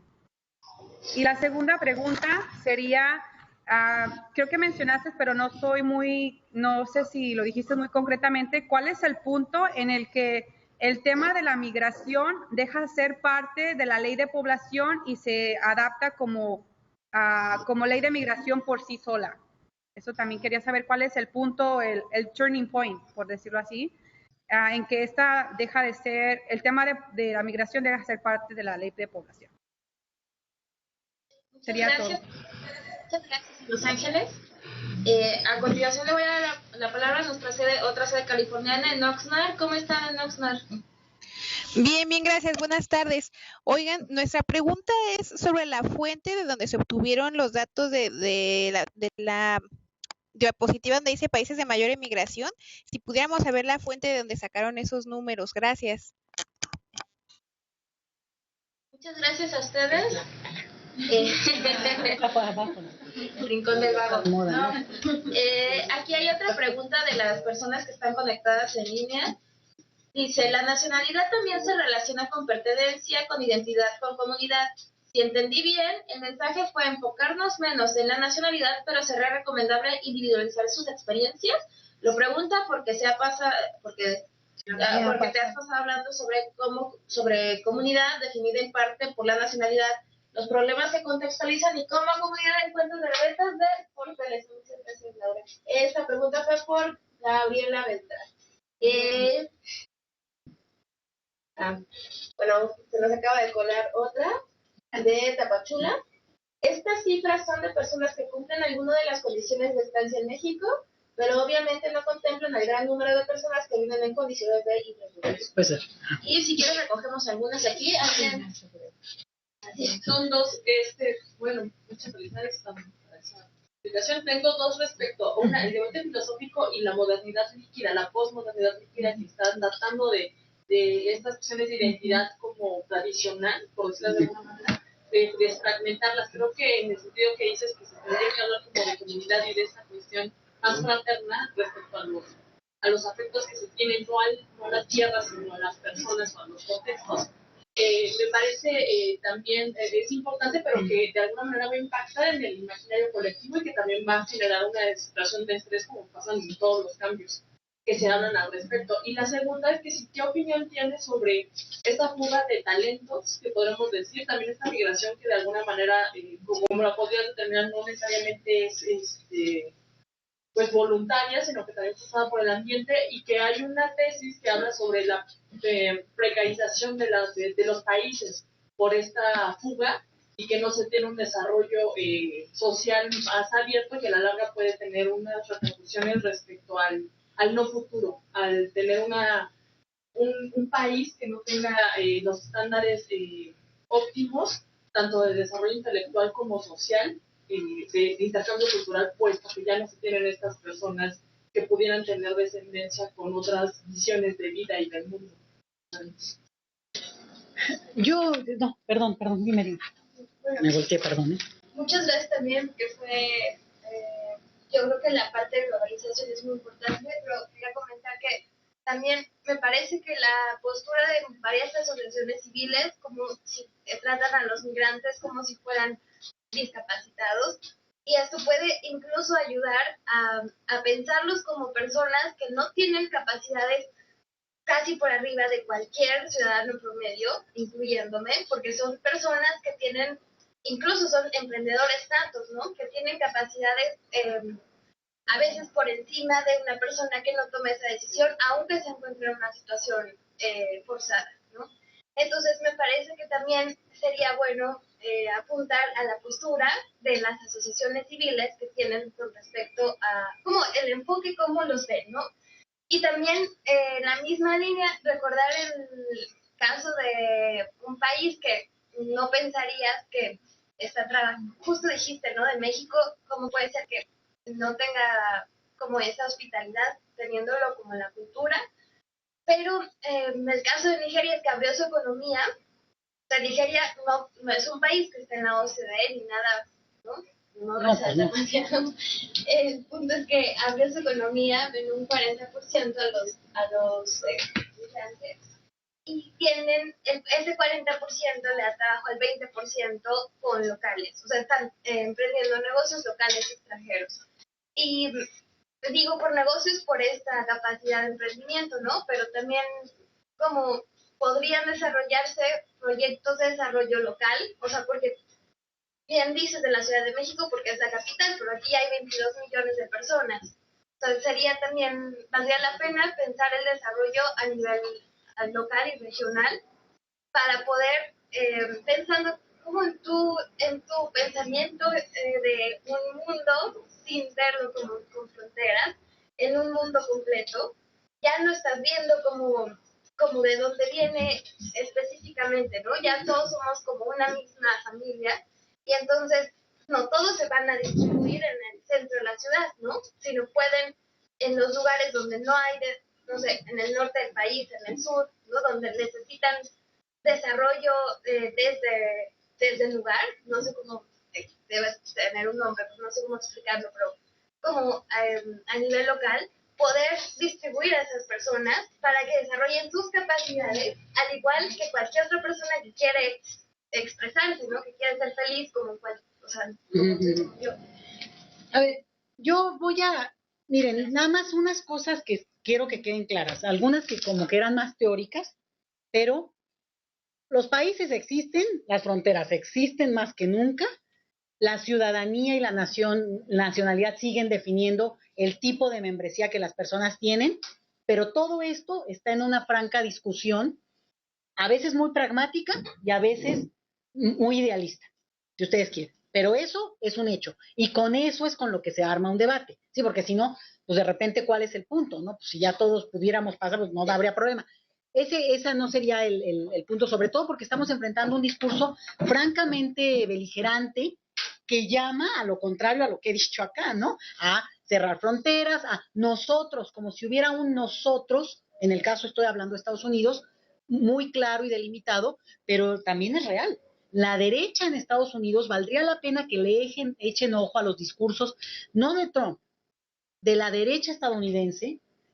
Da miedo, sí da miedo, porque sí exaltan exactamente lo contrario a lo que he dicho ahora en términos de que, además de categorizan lo propio de esa nacionalidad o de esa ciudadanía como algo que ya ni siquiera existe del todo, ¿no? Pero lo voy a dejar como un punto que no quiero que tampoco quede como, bueno, pues un discurso pues casi de llamado al futuro que no está trabajable. Y voy a tratar de más bien conectar lo que ustedes han dicho desde la especialidad de este diplomado, no tanto de estudios migratorios, sino de un acercamiento más desde lo psicológico, desde lo emotivo, ¿no?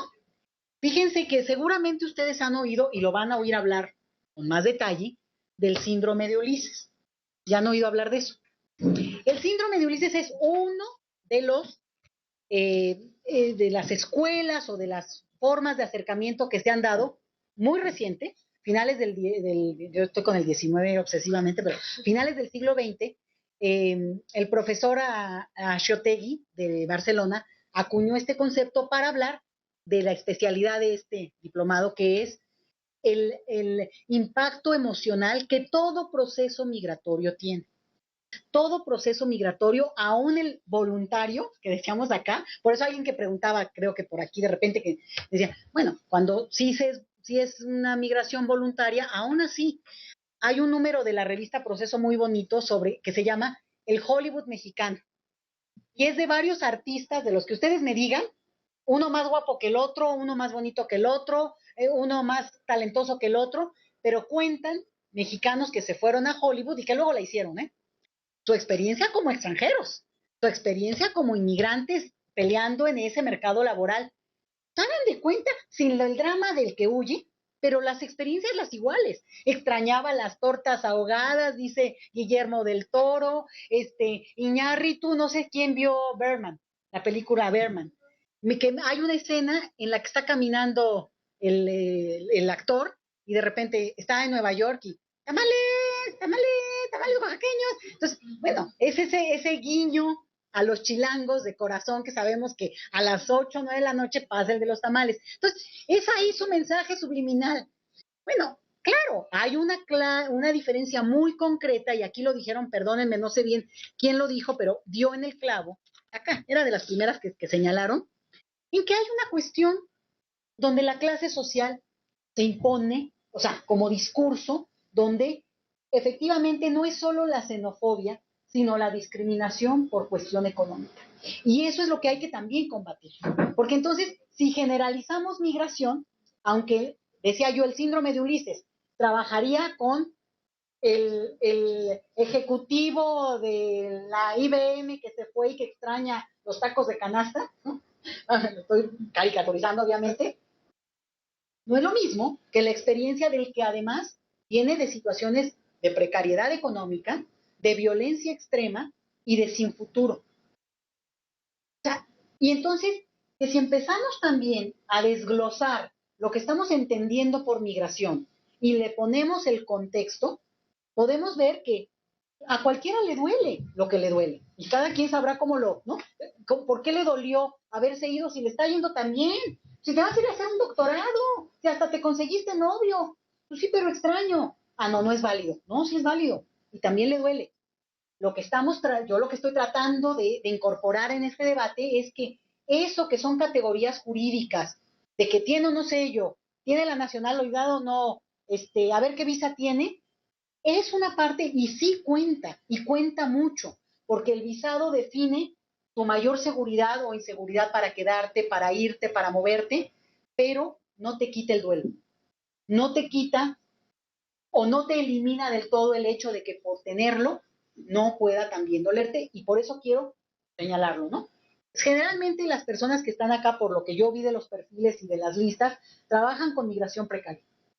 Trabajan con personas con situaciones muy delicadas por todo ese contexto. Entonces hay que tenerlo en cuenta, porque al acercarte a las personas hay que tener esta también humildad para entender que no es solo la migración, que ese es uno más de sus duelos, pero también importa, porque también extraña los frijolitos, como me decía una señora que entrevisté, me dice, es que acá ustedes los frijoles los hacen así muy grandotes, nosotros los molemos. Y casi se me suelta llorando.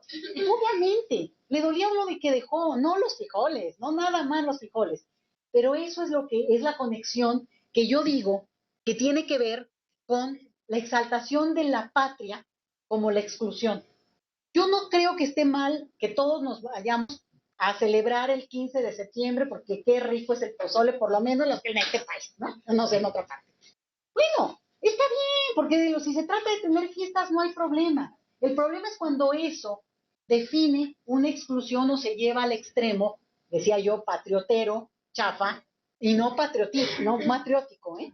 Entonces, me parece que hacia allá lo quiero yo enfocar, más que poder contestarles, porque creo que da en el clavo, ¿no? Cuando alguien habla, y era otra de las preguntas, a ver, ¿cuál es la diferencia entre migrante, o si es que la hay, y expat?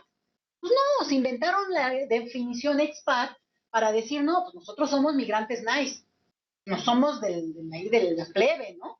Claro, porque la migración ha sido, por los últimos 2 siglos, porque también eso, que no les vengan a decir nadie, o por lo menos si les dijeron, me dicen, pues ya nos dijeron que no lo digamos. La migración es una condición natural a las personas. No, si hay algo natural al ser humano, es lo sedentario. La gente no migra porque quiera migrar en general, salvo estas de otra vez, volvemos a las personas y las historias. Lo sedentario es lo natural a las personas. Cuando los egipcios encontraron, se estaba formando, pero encontraron agüita y tierra fértil, ahí se quedaron y formaron una civilización. Cuando todo grupo humano nómada logró encontrar condiciones para asentarse, se asentó y no se movieron nunca. La época de la gran movilidad humana es esta. Eso porque hay más facilidad, hay más posibilidades, hasta caminando ya llega uno, ¿no? Ya hay hasta caminos, digo, no es el caso, no se lo recomiendo, pero ni menos en este país, digamos. Pero digamos, sí, a lo que voy es, este es un contexto en que hablamos de que la migración, este signo de movilidad es de esta época, no de otra. Durante toda la Edad Media, durante todo, digamos, toda la época pre-estados nacionales, la población en Europa no se movía. Las movían por los pogroms en Europa Central. Y era realmente estas tragedias tremendas de diásporas moviéndose, pero obligadamente. Entonces, ojo, no es cierto los seres humanos buscan una estabilidad, buscan incorporarse. No, claro, hay locos de atar, ¿no? Hay un Marco Polo que ha marcado la historia de la humanidad, que se fueron y aventuras. Sí, estas son las historias de, ¿no? Los locos que se emprendieron a la mar para llegar a otras tierras buscando riquezas, sí, pero eso no es, en términos estadísticos, de números, eso no es lo natural a la población, a la humanidad. ¿Y qué? ¿Por qué lo digo? Porque justamente eso toca la sensibilidad de otro tema que acá se ha mencionado y también desde la sesión pasada se dijo, y es, pues, se aventuran los más valientes, y también los cobardes, y también les da miedo, y luego, y si además fue forzado, pues peor tantito porque ni querían. Entonces, tampoco atribuirle a las personas una sobrecarga de que, no, si usted es bien valiente, oiga, si de dónde viene, sí, pero no quería. O la verdad es que no me di ni cuenta de cómo llegué aquí. No lo hizo por valiente, digo, habrá los que sí, otra vez, ¿no? El James Bond que se la cree todo y bueno, órale, bueno, ¿no? Pero eso no es lo natural y por eso, si van a tratar o tratan o discuten que hay aquí alguien que sea funcionario de casilla no, de una oficina, y le llega una persona, tantitita empatía, en el sentido de que no, como yo tengo un libro que se llama así, los superhéroes no existen, no, ese que llegó ahí, esa es otra palabra que ahora usamos mucho, resiliencia, que es esta condición de las personas para afrontar de mejor manera y salir más fácilmente o menos difícilmente de situaciones extremas, ¿no? Entonces ahora se usa mucho, es una palabra que se utiliza mucho, viene de la física, pero ahora se usa mucho en psicología, lo van a trabajar acá, pero ojo, de repente nos vamos al extremo, no, es que los migrantes son bien resilientes, o sea, como muy echados para adelante, muy fuertes. Oye, no, habrá unos, otros no, pero no podemos esperar que además de todo, no le llore. ¿Por qué no le va a llorar? Si le duele y se siente feo y extraña. Y esa es una categoría de este síndrome de Ulises, y es esta situación en la que es propio la nostalgia, nada más que el síndrome de Ulises lo que sí trabaja, y ojo, es cuando esa nostalgia se vuelve una patología. Y ahí es donde lo trata de separar. Bueno, yo no me meto porque eso lo van a ver más calma. Y la última cosa, y que bueno, obviamente a mí me gusta mucho Bauman con todo lo líquido, lo que vaya líquido me gusta, ¿no? Pero tiene que ver con, claro, las geografías definen y más que nunca lo que estamos viendo es una respuesta a esta idea de globalización que nos vendieron. No, pues ya déjenlo que entre, ya. Es un Valentín, ya no se sabe esa historia, no se las cuento bien. Eso siempre se cuenta acá en el Mora, pero, ¿no? Entonces, justo, ¿no? Es todo esto, tratarlo de ubicar también en un debate que sale del día a día que ustedes, obvio, ¿no? Van a decir, no, bueno, pues en el día a día yo tengo que sellar 200 pasaportes, ¿de qué me habla esta señora con que si las fronteras no existen? Aquí está el sellote. Sí, pero es como incorporar algunos elementos para tratar de, pues hasta para ubicarlo en un contexto donde hasta ese sello no solo es trascendente porque es mi trabajo, ¿no? De la persona que lo haga, sino porque ese sello define la vida de esa persona y seguramente de toda su familia. Entonces, pues nada más viéndolo así, el impacto emocional que ese simple hecho de ese que le toca poner el sello o regalarle ropa a una persona que llegó sin nada, ese impacto, ese contacto puede hacer la diferencia completa, ¿no? Hay a propósito de ahora que mencionabas a Bauman, hay un nuevo libro, yo creo que es de los más recientes, que se llama Ceguera Moral, y habla de una condición que se está dando, que existe toda la vida, ¿no? Pero habla de esa, ¿por qué hay tal incapacidad de tener empatía? Obviamente están aquí, tienen la empatía que les sobra, ¿no? Ustedes están aquí por eso, pero no es una condición generalizada. ¿Por qué? Pues porque nos da miedo, porque enterarte de lo otro da miedo, porque nos asusta, pero al mismo tiempo tendríamos que comprometernos porque también es parte, en fin, es una discusión interesante, pero se las dejo como un elemento que contribuye a este debate en el cual, al final de cuentas, me pregunta alguien, ¿cuándo dejamos de ser migrantes? ¿O quién no?